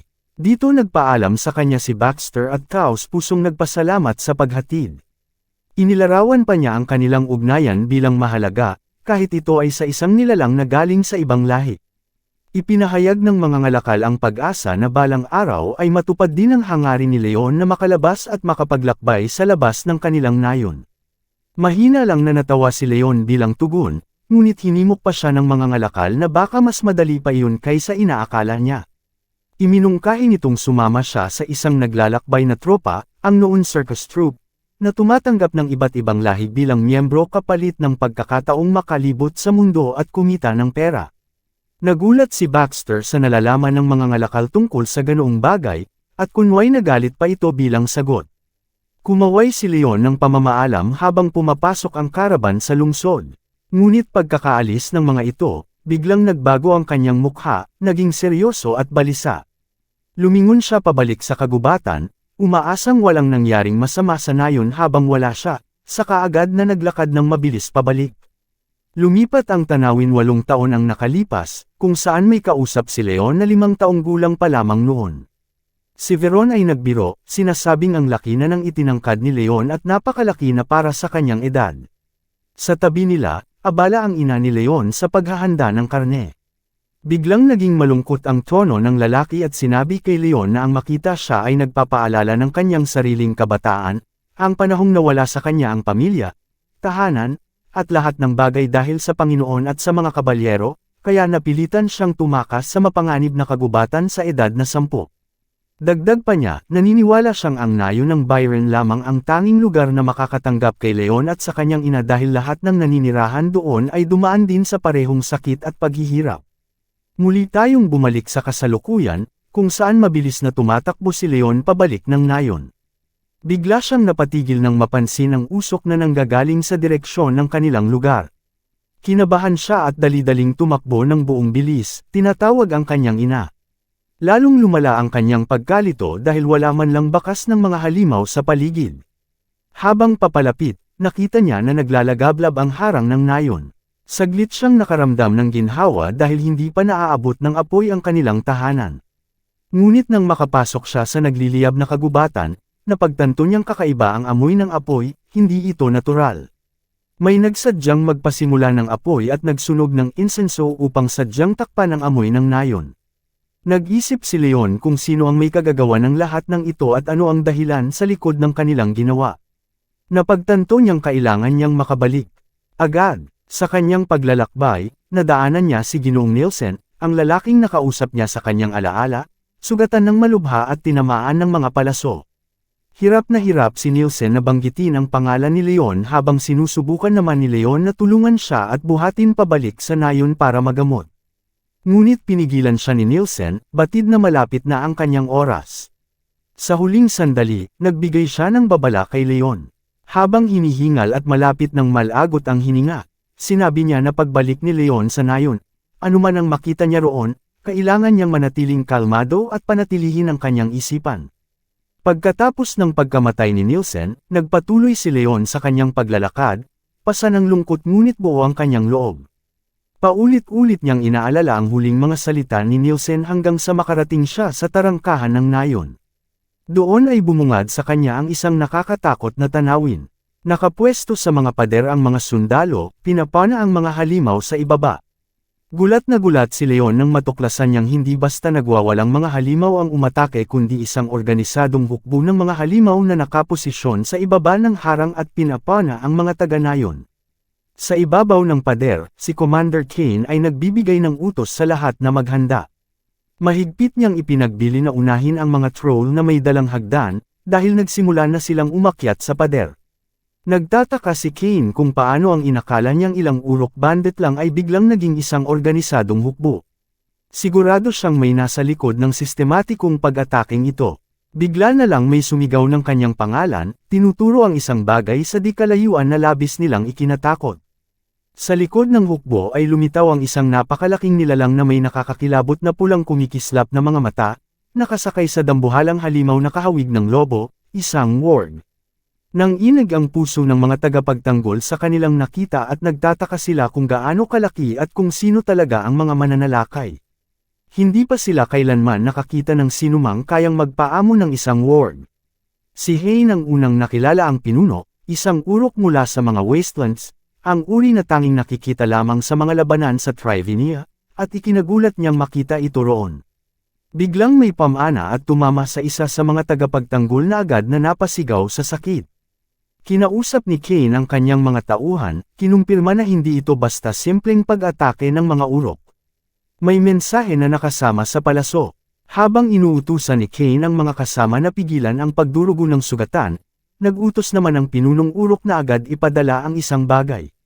Malinaw na ang mensaheng iyon ay nakalaan para sa maliit na ogre ng nayon. Samantala, nagpapatuloy ang labanan sa ibaba habang pilit umaakyat ang mga mananalakay gamit ang kanilang mga hagdan. Agad na nagutos si Kane sa kanyang mga kawal na maghanda at sabay-sabay na magpaputok ng mga palaso upang pigilan ang pag-akyat. Malakas at tuloy-tuloy ang palitan ng mga pana. Pinagmamasdan ng kinatawan ng pinunong urok ang laban na may pangungutya, nagbitiw pa ng komento na hindi niya inaasahan na ganito katapang lumaban ang mga taga-nayon. Ngunit sa mismong sandaling iyon, tinamaan siya ng palaso at bumagsak na wala ng buhay. Bumaba mula sa kanyang halimaw ang dambuhalang pinuno at tiningnan ang mga tao na may matinding paghamak. Isa namang tagapagtanggol ang samuri sa mensaheng nahulog, nagtatanong kung ano ang nilalaman nito at napansin niyang hindi ito nakasulat sa wika ng mga urok. Nagutos muli ang pinuno ng mga halimaw at nagdala sila ng isang grupo ng mga bihag na tao. Magbibigay na sana ng panibagong utos si Kane para sa isang sabayang pagpapana, ngunit biglang pinigilan siya ng isa sa kanyang mga tauhan at itinuro ang nakikita. Nanlaki ang mata ng mga tagapagtanggol nang makita nilang ang mga especially iyan na ipinadala nila kanina, kabilang si Daryl, ay hawak ng kalaban at ginagamit bilang panangga. Agad na sumigaw si Kane ng utos na itigil ang pag-atake, napagtanto niyang ginagamit ng kaaway ang kanilang mga kasama bilang pananggalang. Doon niya nakita ang sariling anak na si Daryl kabilang sa mga bihag, kaya napaupo siya sa matinding pagkabigla at nagtanong sa sarili, puno ng kawalan ng pag-asa, kung bakit nangyayari sa kanila ito. Isa sa mga tauhan ang nagbabala kay Cain na ang mga mananalakay ay papalapit na sa tarangkahan ng harang at pinilit siyang magpasya agad. Sa ibaba, iniutos ng komandante ng puwersa na harangan ang daraanan kahit gamit ang sariling mga katawan kung kinakailangan dahil alam niya na kapag bumagsak ang tarangkahan, tuluyan nang mawawala ang buong nayon. Samantala, may ilang mga taga-nayon ang nagtatago sa isang gusali. Isa sa kanila ang natatakot na nagtanong kung bakit sila nagkukubli sa halip na tumulong magpatibay ng tarangkahan, ngunit pinatahimik siya ng isang mandirigma. Itinuro nito na hindi ba nila napansin na ang mga naunang laban nila laban sa mga halimaw ay tila napakadali, kainahinala pa nga. Iginiit niya na walang saysay ang lumaban sa ganitong paraan at tiyak na may ibang pakay ang mga mananalakay. Sa labas naman, nagdala ang mga urok ng isang napakalaking punong kahoy at sinimulan nilang bugbugin ang pangunahing tarangkahan. Ang mga tagapagtanggol sa likod nito ay napapangiwi at napapadaing sa lakas ng mga hampas, pilit nilang pinipigilan ang pagbagsak. Sa labas ng pader, nakikipag-usap ang pinunong urok sa isang tao. Ang kausap ay humanga sa bilis ng pag-usad ng laban, sinabing malapit nang bumigay ang depensa ng nayon dahil sa karanasan ng pinuno sa pakikidigma. At gaya ng napagkasundoan, tiniyak niyang tutulungan din niya ito sa kanyang pangangaso. Samantala sa ibabaw ng pader, isa sa mga tauhan ang pilit na hinihikayat si Cain na magpasya agad para masagip ang sitwasyon. Malalim ang kanyang pag-aalinlangan at pakikipaglaban sa sariling damdamin habang mula sa mga bihag ay mahinang tinawag siya ng anak niyang si Daryl, Ama. Lumapit ang isa sa mga mandirigma at sinabi kay Cain na napagdesisyonan na nila, at bagamat nauunawaan niya ang pag-aalinlangan nito dahil anak ang nakataya, wala na silang ibang paraan para mailigtas siya. Nagpahayag pa siya ng panghihinayang sa mabigat na pagpipiliang ito. Hindi magawang bigkasan ni Cain ang utos na magpakawala ng mga palaso kaya humingi ng paumanhin ang mandirigma at isa pang tagapagtanggol ang siyang nag-utos sa mga mamamana na maghanda para sa pag-atake. Bigla na lang, may isang nilalang na tumalon mula sa mga puno na napakabilis ang galaw at bumagsak na may malakas na dagandong sa gitna ng hukbo ng mga urok. Malugod siyang sinalubong ng pinunong urok at sinabi na sa wakas ay nagpakita na ang maliit na ogre. Sa lakas ng pagbagsak niya ay nagliparan ang mga halimaw sa paligid na nagdulot ng kaguluhan at pagkabigla sa mga tagapagtanggol. Mula sa pader, nagtataka si Cain kung si Leon nga ba talaga ang nakikita niya. Muling nagsalita ang pinunong urok sa kanyang lihim na kakampi, sinasabing ang Cain ay kinagat na gaya ng kanilang plano, at tinanong kung ano ang balak nitong gawin ngayon. Sa gitna ng labanan, sunod-sunod na pinabagsak ni Leon ang mga halimaw. Doon niya nakita si Daryl na sugatan at nakahandusay, mahina itong tumatawag sa kanya. Nagmamadaling tumakbo si Leon palapit at sa pagkabigla ay sumigaw, "Daryl, kapatid!" Napuno siya ng matinding galit at nagsimulang magwala. Mula sa malayo, tinawag siya ng pinunong urok, nagtataka kung paano nakatagpo ng isang bihirang hybrid sa ganitong liblib na lugar at hindi sa mismong digmaan. Isang kalahating ogre, ang pinakamasalimuot at pinakamabangis sa lahat ng halimaw. Tinukso pa siya nito kung hindi ba niya naisip kung bakit walang ni isa man ang nagtangkang pumatay sa kanya hanggang ngayon. Mula roon ay bumalik ang tagpo sa nakaraan. Ipinakilala kung sino talaga ang urok na ito. Isa siya sa mga urok mula sa tigang na lupa ng Trivinia, lugar na naging arena ng isang matinding digmaan ng iba't ibang lahi. Doon sila naging mga bearang mandirigma na nakilala sa kanilang kakayahan. Sila ay mga hybrid ng tao at urok, nagmana ng lakas ng dalawang lahi, mahusay sa paggamit ng sandata, pamumuno at maging sa gerilyang pakikipaglaban. Ngunit kakaunti lamang ang kanilang bilang dahil tanging sa isang nawawalang mahiwagang paraan lamang sila nabubuo. At nang matapos ang digmaan at mawalan sila ng pagkakakitaan, nagsimula silang mabuhay sa pagtanggap ng mga mapanganib na misyon ng pangangaso. Ginawa nilang sariling teritoryo ang kanilang mga hunting ground at nakipaglaban para sa kaligtasan, kahit pa sa mga kilalang malupit na ogre. Sa kabila ng matinding laban ay isa na lang ang natira sa kanila. Kaya ang pangalang urok, na dati ay tumutukoy sa isang buong lahi, ay naging pangalan na lamang ng isang individual. Sa mga sumunod na taon, ang nag-iisang nakaligtas ay nagbantay sa isang liblib na kagubatan. Sa kaharian ng arena, matiyaga siyang naghintay ng tamang oras para maghayganti, laban sa kaaway ng kanyang lahi. Habang minamasdan ng anak ng nasabing kaaway, inutusan ng urok commander ang kanyang hukbo. na huwag bigyan si Leon ng kahit anong pagkakataon. Sinabi niyang sabay-sabay silang umatake, at ipinatupad ang Troll Subjugation Formation, kasabay ng Null Encirclement Formation. Ngunit kahit may ganitong paghahanda, unti-unting umatras ang hukbo ng Urok. Dahil sa lakas ni Leon mag-isa, isa sa mga pinuno ng Urok ang nagtataka, kung paanong isang ogre lang ang nakakayanan silang pigilan ng ganito. Napagtanto niyang sa ganitong takbo, nasasayang lang nila ang buhay ng kanilang mga tauhan. Mula sa pader ng nayon, napansin ng mga tagapagtanggol na huminto ang paglusob ng mga Urok, at lahat ng kanilang atensyon ay nakatuon kay Leon. Kumalat ang kaba sa kanila. Iniisip kung kakayanin ba ni Leon na mag-isa laban sa karamihan. Pinagmamasdan ni Cain ang laban ni Leon, hanggang sa tamaan ito ng isang atake na nakapigil sa kanyang paa. Mismo ang Urok Commander ang humarap kay Leon sa mabangis na labanan. Nagpalitan sila ng matitinding hampas, at kahit malubhang nasugatan ang Urok Commander, at nawala ng ilang bahagi ng katawan, naibigay pa rin ni Leon ang huling atake, at napabagsak siya sa lupa.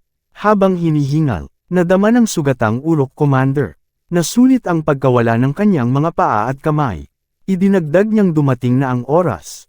Kinausap niya ang walang malay na si Leon, at sinabi na kapag nagising ang tunay niyang anyo, na matagal nang pinipigil, mawawala lahat ng mga mahal niya sa buhay. Magiging isang halimaw si Leon, na walang kontrol sa kanyang sariling mga instinct. At kung magpapatuloy ito, siya ay tuluyang mag-iisa.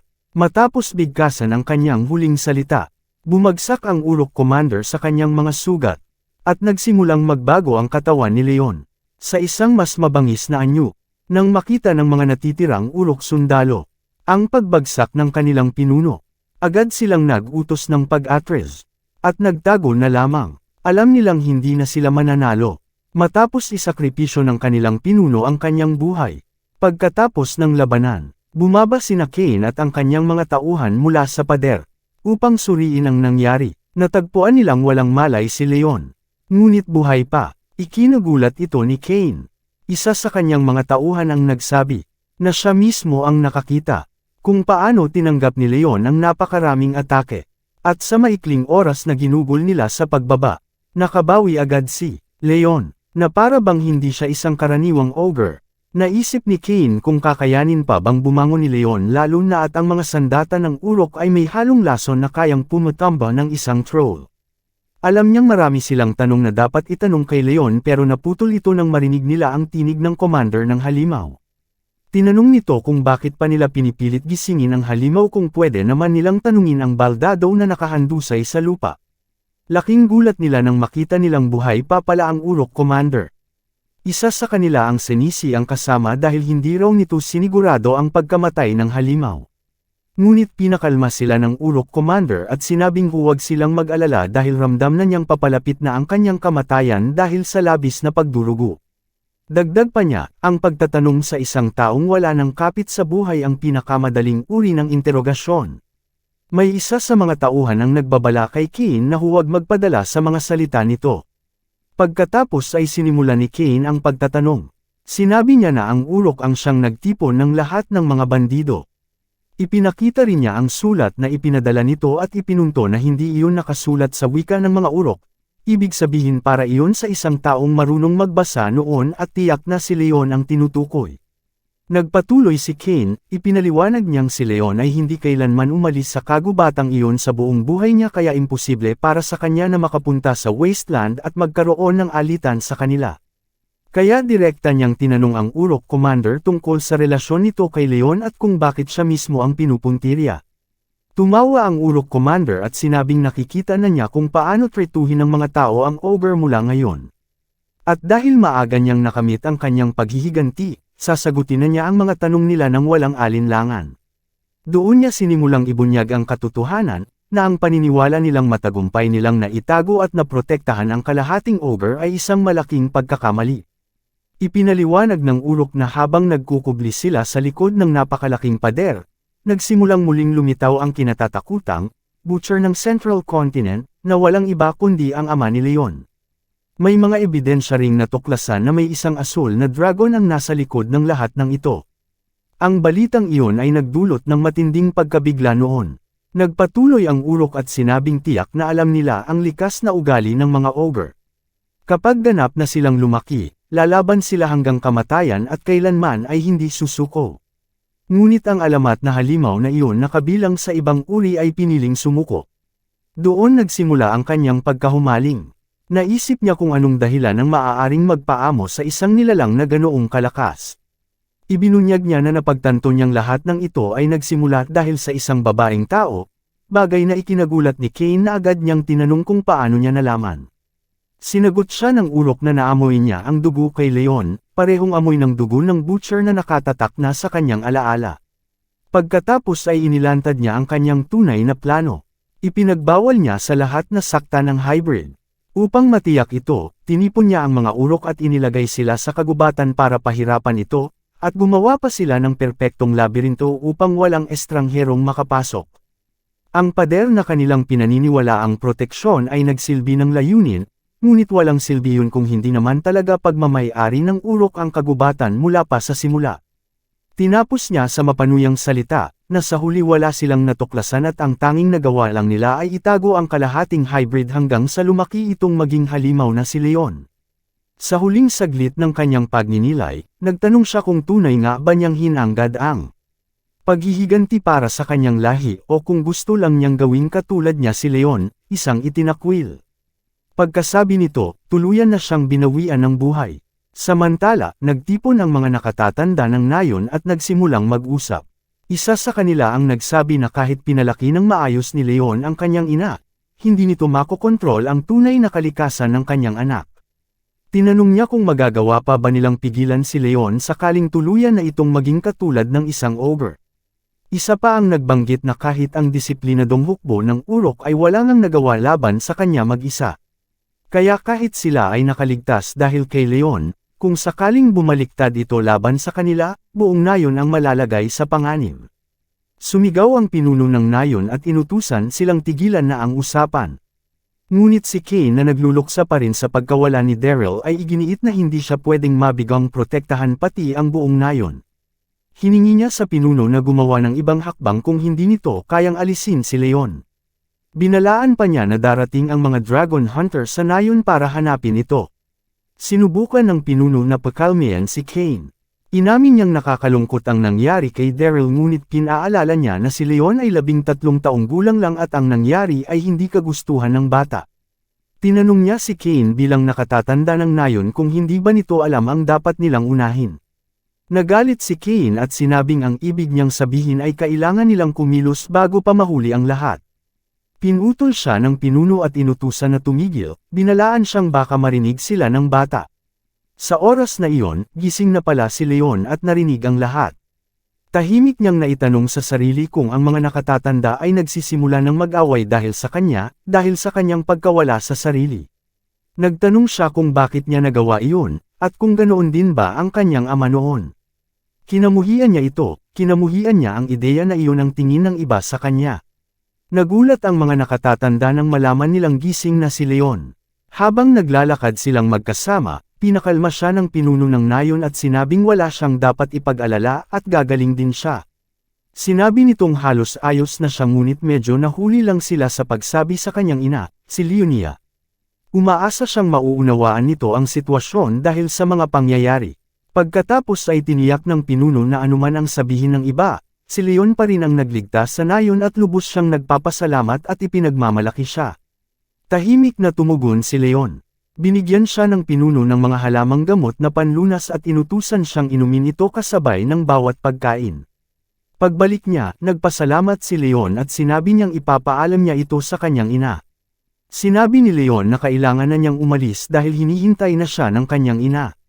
Umaasa siyang ligtas ang lahat sa loob. Pumayag ang pinuno ng nayon at hinayaan siyang umalis. Mabilis na bumalik si Leon sa kanilang bahay sa ilalim ng liwanag ng buwan. Pagdating niya, nadatnan niyang naghihintay ang kanyang ina sa labas.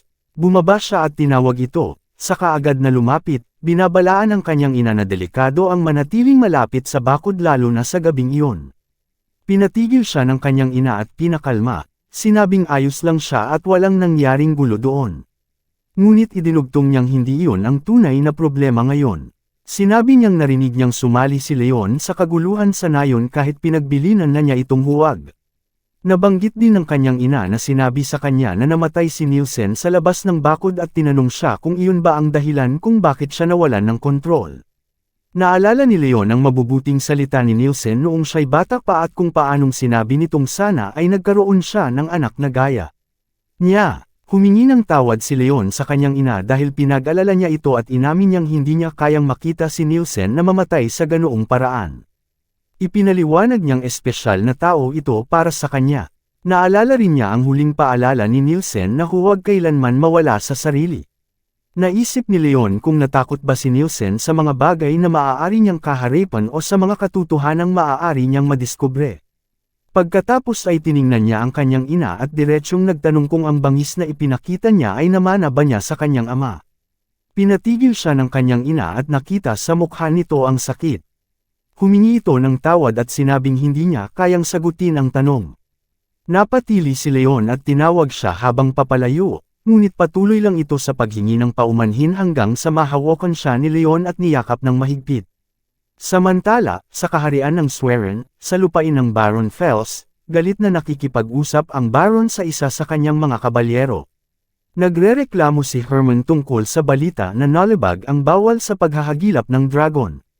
Tinawag niya itong walang kwenta at sayang na pagsisikap at nagtanong kung nakalimutan na nila kung bakit ipinagbawal iyon noon. Pinagtawanan niya ang kanilang pagbanggit ng tradisyon at hangarin dahil hindi raw nila nauunawaan ang praktikal na posibilidad. Nagpatuloy siya sa panunukso at nagtaka kung paano maihahalin tulad ang kanilang mga pagsisikap sa kapangyarihan ng Helverin. Hindi niya maintindihan ang posibilidad ng paghahanap ng isang asol na dragon. Sinabi ng Baron kay Herman, ang kanyang praktikal na kabalyero, na magiging problema siya kung wala ito dahil hindi niya maaaring baliwalain ang sagrado at nakatakdang mabilisisayon. Nagpasiguro si Herman na inalagaan niya ang mga kinakailangang gawain para walang reklamo mula sa motherland at nakabigay iyon ng kaunting panahon. Idinagdag ni Herman na, gaya ng hinula ni ang Baron, maraming kakaibang natuklasan sa misyon ng paghahagilap ng dragon. Pinurihan niya ang matalim na paningin ng kanyang Panginoon at inihayag na ang investigasyon ay nagpakita ng pagkasilang ng isang hybrid na nilalang, kalahating ogre at kalahating tao. Nagalak ang Baron at idineklara na ito ang tinutukoy niya bilang praktikal na posibilidad at ipinangako na hindi sila mabibigo sa paghahagilap. Tumango si Herman nang utusang maghintay muna ng Baron. Tiningnan siya ni Herman ng malamig at sa sarili niyang isip-inisip na hindi na malayo ang araw na madagdag ang ulo ng Baron sa kanyang koleksyon. Sa ibang bahagi ng lungsod ng Ritten, may nagtatanong tungkol sa isang tao na nagngangalang Tilok. Huminto ang isang bearang mandirigma ng isang nakamaskarang lalaki at tinanong na may pagkasuklam kung inisip ng mga honorable knights na madali lang makitungo sa isang mercenary. Napansin ng mandirigma na may 3 taong sumusunod sa kanila. Nagreklamo si Tilok sa nakamaskarang lalaki na iba ito sa ipinangako sa kanya. Dapat daw mabilis ang misyon. Matindi ang tugon ng nakamaskarang lalaki kay Tilok. Binalaan siya na lampas na sa hangganan ang kay-abangan niya at dapat alam niya ang kanyang pwesto. Kahit taga-Raiden siya, kung magpapatuloy ang kahambogang iyon ay maaaring magtapos ang buhay niya bago pa man magsimula ang misyon. Sumagot si Tilok na dahil nandito na rin sila, kaya ba nilang harapin ang mga humahabol kung sakaling magkamali ang lahat? Nagpahayag siya ng pagdududa sa kakayahan nilang humarap sa isang ogre. Sa kagubatan, bamulong ng isang salita ang nakamaskarang lalaki, praktikal na posibilidad. Samantala, si Leon ay mag-isa sa kagubatan. Naunawaan niyang hindi ito ang oras para nakatayo lang siya at wala nang ginagawa. Kailangan niyang mangaso bago lumubog ang araw dahil hindi pa siya makakabalik sa nayon at kailangan niyang alagaan ang sarili niya. Umalis si Leon at sinimula ng pangangaso ng isang baboy ramo gamit ang kakayahang hindi niya alam na mayroon siya. Inisip niya na hindi naman siya natutong mangaso noon. Naisip niya na siguro iniiwasan ng kanyang ina na ituro iyon para mapalaki siya na parang isang tao hanggat maaari. Naintindihan niya ang dahilan. Nang tamaan niya ang baboy ramo at mapabagsak ito, naisip ni Leon na baka dahil sa dugo ng kanyang ama kaya magaan ang kanyang galaw at nauunawaan niya ang likas na galaw ng mga hayop. Marunong siyang mandaye ng biktima, pagurin ito, at sa katamaan sa mahina nitong bahagi. Sa isang saglit na pag-iisip, naitanong niya sa sarili kung natatakot ba ang kanyang ina na baka makita ang anyo ng kanyang ama sa kanya. Samantala, sa kagubatan ng Byron, naglalakbay ang nakamaskarang lalaki at ang kanyang mga kasama. Patuloy pa rin ang reklamo ni Tilok na para raw isang labirinto ang gubat, kung saan may mga goblin na may armas at mga troll na sinanay para umatake. Nagulat ang nakamaskarang lalaki sa ideya ng isang sinanay na troll. Kaya tinanong siya ni Tilok nang may pang-uuyam kung naniniwala ba siya sa isang digmaan ng lahi sa ganitong liblib na lugar. Itinuring ng nakamaskarang lalaki na sobra ang iniisip ni Tilok, ngunit iginiit ni Tilok na parang ganoon na nga. Ipinaliwanag ni Tilok na kahit sa mga liblib na lugar na ito, may mga nayon pa ring konektado sa Merchant Guild. Ngunit kamakailan ay nagkaroon ng malaking kaguluhan sa mga orc sa paligid at ang pinagmulan nito ay walang iba kundi ang urok ng Trovinia. Nakilala ng nakamaskarang lalaki ang pangalan, alam niyang isa itong kilalang pinuno noong panahon ng digmaan ng mga lahi. Sabi ni Tilok, nakapagtataka na nagpunta pa siya sa lugar na ito. Pagkatapos ay ngumiti siya ng tuso at tinanong ang nakamaskarang lalaki kung ano ang palagay niya, itinuturo na mukhang mas komplikado pa ang lahat kaysa simpleng paghahagilap ng isang halimaw. Sinabi ng nakamaskarang lalaki na marami pa ang ikagugulat niya at pinaalalahanan siyang magmadali dahil malapit na silang dumating. Habang sumusulong sila, inatake ng mga kasama ng nakamaskarang lalaki ang isang goblin at pinilit itong magsalita. Ngunit giit ng goblin, nasabi na niya ang lahat ng alam niya. Habang nag-iisip ang isa sa mga kasama ng pinuno, napagtanto niyang tama ang naging hatol ni Herman, dahil mula nang mamatay ang urok, alam niyang hindi na ito simpleng nayon lamang. Sinabi niya sa kanyang kasama na susundan daw ni Herman ang Konkai mercenary na si Tilok sa ibang lugar na tila may kaugnayan sa kanilang pakay. Nagulat ang isa sa kanila sa pagbabagong ito ng plano, dahil ang usapan nila ay magkikita sa pasukan ng nayon. Ngunit hindi binigyan ng malinaw na sagot ng pinuno ang kanyang tauhan. Hinala ng pinuno, baka may mas kawili-wiling na tuklasan si Herman doon. Kaya iniutos niyang sundin na lamang ang mga bagong tagubilin. Magsisimula na silang lumapit sa bahay ni Leonia. Sa loob, abala si Leonia sa gawaing bahay nang biglang sumagi sa isip niya ang tanong ni Leon tungkol sa kanyang ama. Bigla niyang naramdaman na may taong nasa labas na pilit pumapasok sa kanilang bahay. Maya-maya'y biglang sumabog ang pinto at pumasok si Tilok, sumisigaw na wala namang tao sa loob, ngunit nagulat siyang makita si Leonia. May halong panunuyang humingi siya ng paumanhin sa kanyang pagpasok at sinabing hindi raw niya napansin ang presensya ng isang marangal na ginang na may walang kapantay na kagandahan. Kalma namang hinarap siya ni Leonia, sinabi niyang muli na naman siyang bumisita. Hindi raw niya alam ang dahilan ng pagpunta nito ngunit matagal na ang lumipas mula nang huling nagkaroon sila ng ugnayan sa nayon at ngayon ay tahimik na namumuhay ang kanyang anak. Idinagdag pa niya na wala nang makukuha pa mula rito. Ngunit pinagtawanan ni Tilok ang kanyang mga salita at tinawag itong isang kasiya siyang pagkikita. Ininsalto pa siya, sinabing mas pinili raw niya ang laki ng isang mabangis na ogre kaysa sa kanyang marangal na katayuan, at tinawag pa siyang mas masahol kaysa sa mga patutot ng nayon. Pagkatapos ay formal niyang idineklara bilang isang Kincaid warrior, si Tylok ng Riden, na makikipagkita na siya ngayon sa prinsesa ng Arcadian Empire na si Bensalot. Sa sandaling iyon, lumitaw sa silid ang nakamaskarang lalaki na si Herman. Nagpahayag siya ng pagkabigla ng matagpuan si Leonia sa isang mapagpakumbabang lugar tulad nito, iniisip niyang ang pag-aaksaya ng buhay niya rito ay labis na marangal. Lumapit si Herman, ipinakilala ang sarili bilang isang knight ng Swerin, at magalang na hiniling kay Leonia na bumalik na sila sa kanilang tinubuang lupa. Sumagot si Leonia na hindi niya alam kung paano nakarating ang katotohanan hanggang sa ganitong liblib na lugar pero huli na ang lahat. Idinagdag pa niya na kung ang Bensalot na kilala nila ay siyang ang totoo, matagal na sana siyang nahanap. Dahil hanggang ngayon ay napabayan siyang mag-isa, para sa kanya tapos na ang usapan. Sagot naman ni Herman, opisyal na siyang idineklarang patay ngunit si Bensalot ay kailanman hindi nawalan ng pag-asa. Ibig sabihin, maaari siyang bumalik anumang oras. Tinanong pa ni Herman kung itinuturing ba ni Leonia na hindi katanggap-tanggap ang kalagayan niya ngayon. Pagkatapos ay sinubukan niya itong pakalmihan, sinabing maaari na niyang iwaksi ang kanyang mga alalahanin dahil siya mismo ang magbubura ng maruming dugong. Samantala, nakikipag-usap ang nakamaskarang lalaki sa kanyang mga tauhan tungkol sa kanilang plano. Binanggit niya na ang target na si Leon ay regular na naninirahan doon. Kahit kalahating tao at kalahating ogre ito, ang ikinikilos niya ay walang pinagkaiba sa isang ogre, pawang hayop lamang na sumusunod sa instinct.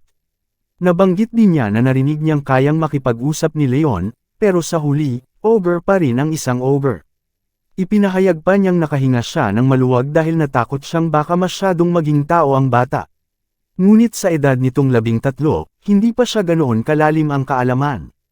Kaya iniutos niya sa mga tauhan na ihanda ang porma sayon para sa pangangaso ng ogre at siguraduhing may makuha silang resulta bago makipagtagpo kay Master Herman. Samantala, pauwi na si Leon dala ang nahuli niyang baboy ramo. Naiisip niyang gabi na at napansin niyang kakaiba ang amoy ng karne, mabaho ito ngunit hindi naman niya iniinda. Alam niyang kinasusuklaman ng kanyang ina ang amoy kaya naisip niyang hilingin kay Tia Ben na lagyan ito ng maraming pampalasa. Habang naglalakad, nabahala siya dahil pakiramdam niya palaging malungkot ang mukha ng kanyang ina nitong mga nakaraang araw at hindi ito sumasagot sa mga tanong niya. Kaya napagtanto niyang marahil ang lahat ng nangyari ay dahil sa kanya. Naglalakad si Leon pauwi sa kanilang bahay, umaasang gagaan na ang loob ng kanyang ina. Ngunit bigla siyang napatigil at nanlaki ang mga mata sa pagkabigla. Bago pa man niya maintindihan ang nangyayari, sinalakay siya ng ilang mga kalaban. Nasugatan siya ngunit buong tapang siyang lumaban pabalik, naguguluhan kung bakit at saan nanggaling ang pag-ataking ito. Napansin niya na hindi man lang niya naamoy o naramdaman ang presensya ng mga ito bago siya salakayin, kaya't agad niyang naisip na tiyak na ito ay isang planadong pangangaso laban sa kanya. Kinabahan siya habang nakatingin sa paligid, sinusubukang hanapin ang mga kaaway at iniisip kung sino ba talaga sila. Patuloy niyang iniiwasan ang mga atake, ngunit muling nasugatan ng isang nakamaskarang lalaki ang tumama sa kanya mula sa likuran, na nag-iwan ng malalim na sugat. Napaluhod si Leon sa sakit, nagtataka kung bakit, dahil buong akala niya ay tahimik at ligtas na siyang namumuhay sa tagong kapayapaan. Kaya't bakit muli siyang pinag-iinitan? Naramdaman niya na isa itong napakalaking kawalan ng katarungan. Habang nakataas ang espada ng isa sa mga kalaban upang ibigay ang huling dagok, kumislap ang mga mata ni Leon sa matinding determinasyon. Nagpasya siyang hindi na muling susuko. Samantala, sa loob ng bahay, tinutokso ni Tilok si Herman. Tinawag niya itong isang predictable na tao na sawang-sawa ng maglingkod sa isang bagong yamang maharlika na binili lamang ang kanyang katungkulan. Isinisi niya rito ang pagkawala ng timpi sa ganoong pagkakataon. Nagpatuloy si Tilok sa kanyang pang-iinsulto, idinagdag pa niyang lahat ng maharlika kagaya nito ay kaiya-hiya at puno ng mapanlit na tingin. Ang mga salitang iniwan noon ni Leonia ay wala palang kabuluhan kundi padalos-dalos na katapangan. Tahimik na nag-isip si Herman, iniisip na maaari silang magsagutan ng magsagutan, ngunit hinding-hindi mapupunta sa kanila ang kapalaran. Sinabi ni Leonia na sa huli, ang siyang magbubuwis ng dugo ay ang mismong panauhin. Biglang napatingin si Herman sa pintuan nang may naramdaman siya, at sa sandaling iyon, biglang sumabog ng puwersa si Leon nang pumasok sa silid. Inunat niya ang kamay upang dakmin si Herman, ngunit huminto bago niya ito tuluyang maabot. Ginamit ni Herman ang pagkakataong iyon at agad niyang itinutok ang kanyang espada sa binata. Mabilis na sinalag ni Leon ang mabilis na pag-atake ng espada ni Herman, at napahanga si Herman sa liksi ng kilos ni Leon, iniisip kung saan niya natutunan ang ganoong kahusayan. Sa kanilang sagupaan ay bumulusok ang malakas na enerhiya na ikinataranta ni Tilok. Napaisip ito na ang tapang ni Herman ay higit pa sa karaniwan, at marahil ay may tinatago pa siyang lakas. Maging si Leon ay nagulat na makatagpo ng isang ganap na espada master sa lugar na ito. Nakatindig si Herman, kumikislap ang espada, habang si Leon naman ay nakatayo sa harap ng kanyang ina, pilit siyang pinuprotektahan mula sa mga atake. Naisigaw ni Leonia ang pangalan ng anak sa matinding kaba. Pinayuhan ni Leonia si Leon na kumalma, at siniguro niya na hindi siya masasaktan ng mga ito. Nakiusap siya sa anak na magtago at umalis agad. Ngunit bago pa man makagalaw si Leon, pinalipad ni Herman ang isang mabagsik na bugzo ng enerhiya mula sa kanyang espada na tumama kay Leon at napasigaw siya sa sakit. Ipinahayag ni Herman na sa susunod na laban, wala na siyang awa. Ngunit bago iyon, Makikinig muna siya sa anumang huling dahilan na kayang lumabas mula sa bibig ng isang hamak na nilalang, nagtataka kung paanong isang halimaw lang ang nakatabla sa isang kabalyero, kahit sabihing baguhan pa siya. Sandaling bumalik ang eksena sa Byron Forest. Doon, hingal na hingal ang isa sa mga kasama ng nakamaskara. Sinabi nitong kahit isa lamang itong munting halimaw, kailanman ay hindi niya ikinatuwa ang pumatay ng kabataan. Ngunit ang kasama niya ay agad na sumagot, tila hindi naniniwala sa kanya. Napansin ng isa na ang laki ni Leon ay bahagyang mas maliit kaysa sa isang ganap na ogre. Sinabi nito kay Leon na wala ng saysay ang kanyang paglaban, sapagkat hindi niya mababago kung ano ang kanyang pinagmulan. Idinagdag pa nito na ang tanging dahilan ng pag-iral ng isang tulad niya ay upang maging biktima ng pangangaso. Kumilos si Leon ng nakamamanghang bilis at nailegan niya ang pag-atake ng lalaki na labis na nabigla sa galaw niya. Mabilis na bumawi si Leon at malubhang nasugatan ang lalaki. Napatitig ang kasama nito kay Leon na puno ng pagkabigla. Iniisip kung paano nito nahulaan ng ganoon kasakto ang bawat kilos. Naisip naman ng sugatang lalaki kung posible ba iyon, kahit nasanay. Nanilalang siya. Lalong hindi yun makatwiran dahil dapat wala ng malay si Leon at nasa ilalim ng matinding galit sa sandaling iyon. Isa pang lalaki ang Nenas, iniisip kung hindi ba gumana ng maayos ang lason. Nagpasya siyang tapusin agad si Leon bago pa ito tuluyang makabawi. Ngunit hinarap siya ni Leon ng kalmado at ibinunyag na alam niya na ang mga karayom na itinapon sa kanya ay may lason, at na ang pakay nila ay gawing halimaw siya para gawing palabigasan sa pangangaso. Nabigla ang lalaki sa katalinuhan ni Leon at sa kakayahan nitong unawain ang sitwasyon, pati na ang maramdaman ng alingaw-ngaw ng kagubatan. Tinanong ni Leon kung anong kasalanan ang nagawa niya sa kanila at kung ang pagkakapanganak niya sa ganoong anyo ay kasalanan ba na kailangan niyang yakapin ang kamatayan ng kusa. Binalik pa niya ang tanong kung ang mga halimaw na nakaharap nila noon ay namatay ba ng malugod para lamang sa kanila. Muli siyang umatake at pinabagsak ang isa sa kanila, na napasigaw sa matinding takot dahil sa kakaibang kilos ni Leon. Doon nila napagtanto na inilalabas ni Leon ang lason na kumalat sa kanyang katawan, na ngayon naging isang uri ng usok na nakakaapekto sa kanilang isip, at ginagamit iyon laban sa kanila. Sa sandaling iyon, nagpalit ang papel. Sila na ngayon ang naging biktima ng pangangaso. Gumalaw si Leon ng kasing bilis ng kidlat sa paligid nila at nataranta ang lalaki dahil ni isang buhok ni Leon ay hindi niya nagalaw. Napagtanto niyang naglaho na ang usok na pumipigil sa kanila na maamoy ang kalaban, kaya't lalo siyang nataranta. Kung magpapatuloy ang sitwasyon, tiyak na sila ang mauubos. Tiyak na pupunta si Leon kay Master Herman at hindi yun dapat mangyari. Naisip ni Leon sa sarili niya kung siya ba ay isang halimaw o isang tao at kung mahalaga ba talaga iyon. Pagkatapos ay naitanong niya sa sarili kung anong anyo ang dapat niyang piliin para makapamuhay. Samantala iniisip naman ni Herman kung oras na bangunit nagpasya siyang hindi iyon mahalaga at siya mismo ang magtatanong sa kanyang mga alagad sa tamang panahon. Humarap si Herman kay Leon at sinabi na nais lamang niyang marinig ang pananaw ng isang halimaw kahit sandali. Pagkatapos ay malamig niyang iniutos na siguraduhin ni Leon na mamamatay siya mismo sa harap ng kanyang ina dahil sa ganoong paraan ay madaling bibitaw ang prinsesa. Umatake si Herman ngunit buong tapang na hinarap siya ni Leon, mariing sinasabing hinding-hindi niya hahayaang gawin nito ang nais nito. Naiparada ni Leon ang atake ni Herman habang pinuprotektahan ang kanyang ina at inulit niyang hindi niya hahayaang magtagumpay si Herman. Tinitigan siya ni Herman nang may galit habang sa likuran ay napapamura si Tilek sa sitwasyon, iniisip na kabaliwan ang lahat ng nangyayari at nagtataka kung bakit lahat ng gumagamit ng Aura Blade ay may maiinit na ulo. Ngunit kalaunan ay naisip niya na nangyayari ang lahat ayon sa kanilang plano. Tumalon palabas ng bahay si Leon upang mailayo sa kanyang ina ang laban kung sakaling gamitin niya ang buong lakas niya. Samantala si Herman ay nakatayo at pinupuno ng enerhiya ang sarili. Bigla niyang inilabas ang isang mahabang sibat na kumikislap sa enerhiya at pinuno iyon ng kanyang panloob na lakas bago pinakawalan ang isang nakapangangilabot na atake na tuwirang tumama sa direksyon ni Leon at nagdulot ng napakalakas na pagsabog. Mula sa malayo nakita ng kasama ng nakamaskara ang pagsabog at napasigaw sa pagkagulat na iyon si Master Herman. Galit niyang naitanong kung nap-icon na ba sa huli ang ogre na iyon. Ipinaliwanag pa niya sa kasama na sa paraang hindi karaniwang inaangkop sa espada, si Master Herman ay laging may dalang mahabang sibat dahil sa praktikal nitong gamit kahit panilalay ang sand at ang iyon dahil sa pagiging gamit ng mga magsasaka. Hindi ipinagwalang bahala ni Herman ang espesyal na lakas ng sibat na iyon sa pangangaso. Ngunit ginagamit lamang niya ito sa napakadalang na pagkakataon na ibig sabihin ay seryoso ang sitwasyon. Mabilis na sumigaw ang isang lalaki na nakita niya ang pagsabog at sa ganitong paraan na tukoy nila ang kinaroroonan ni Master Herman.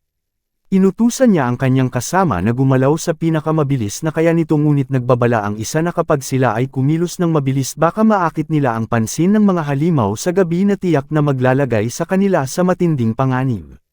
Galit na tugon ng una na pinatakas na nga nila ang ogre dahil sa kanilang kapabayaan at mas dapat nilang katakutan ngayon ang pagigalit ng kabalyero kaysa sa mga halimaw.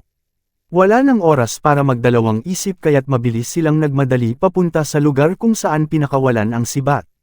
Samantala, gumagalaw si Leon sa kagubatan habang nakakaramdam ng pagkahilo at malabong pag-iisip marahil dahil sa epekto ng lason. Gumagalaw ang kanyang katawan na tila kusa at naisip niya kung ito ba ang kalikasang namana niya mula sa kanyang ama ang prinsipyo ng pangangaso.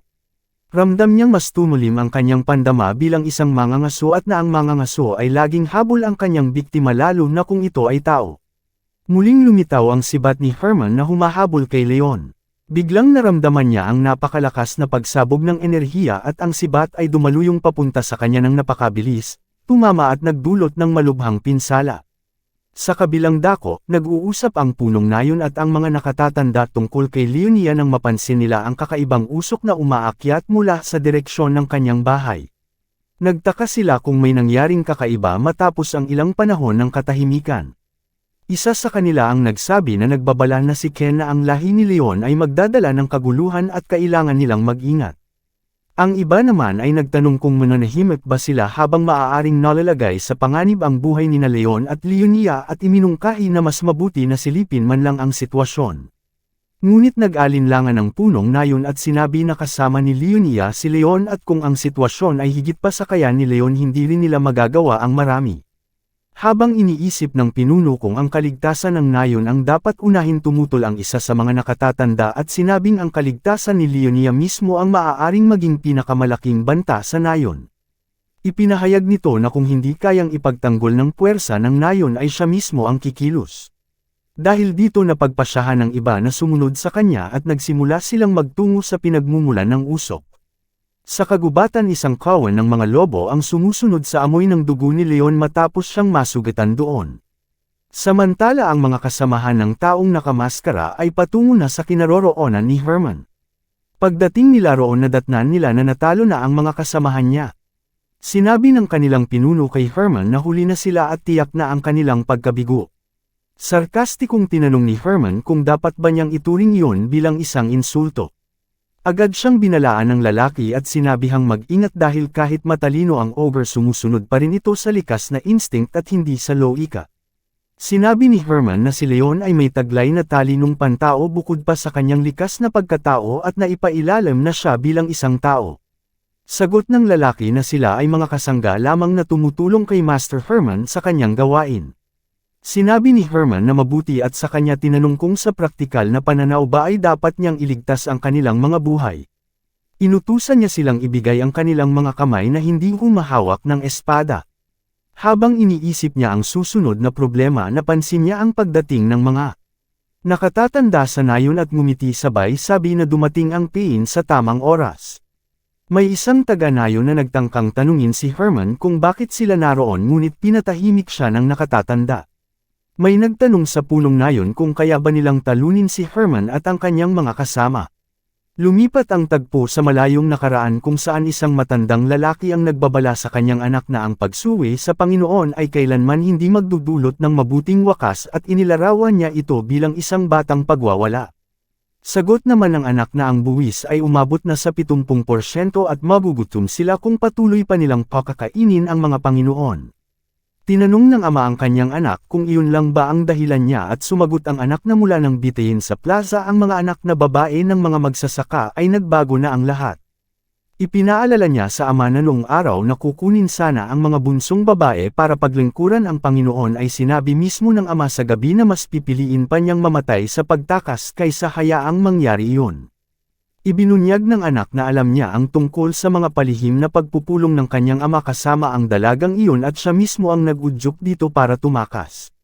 Binalaan siya ng ama na ang puot na lumalampas sa dahilan ay mas mapanganib pa kaya humingi ng paumanhin ang anak ngunit ang kanilang pag-aalsa laban kay Lord Swearen ay lumaki ng higit sa inaasahan at ang Panginoon na nanahimik noon ay sa wakas kumilos.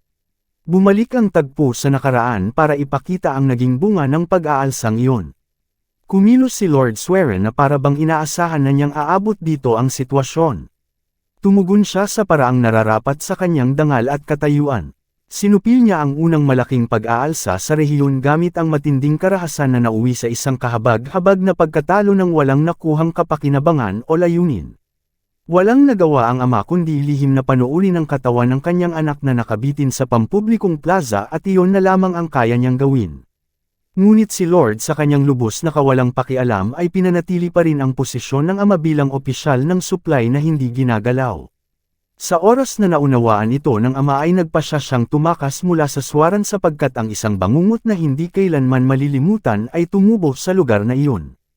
Nagsimula ang malalim na sugat na iyon nang sa loob lamang ng 3 gabi ay pinatay ang 400 na militiamen nang hindi man lang nakamo ang mga salarin.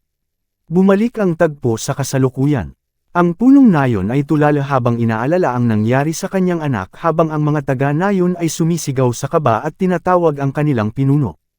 Biglang gumalaw ng mabilis ang isa sa mga tauhan ni Herman at inanunsyo na ang lalaking ito isa sa mga nakatatanda ay may sinasabi ngunit bago pa man niya matapos ang kanyang pangungusap ay sinaksak na niya si Den at pinatay.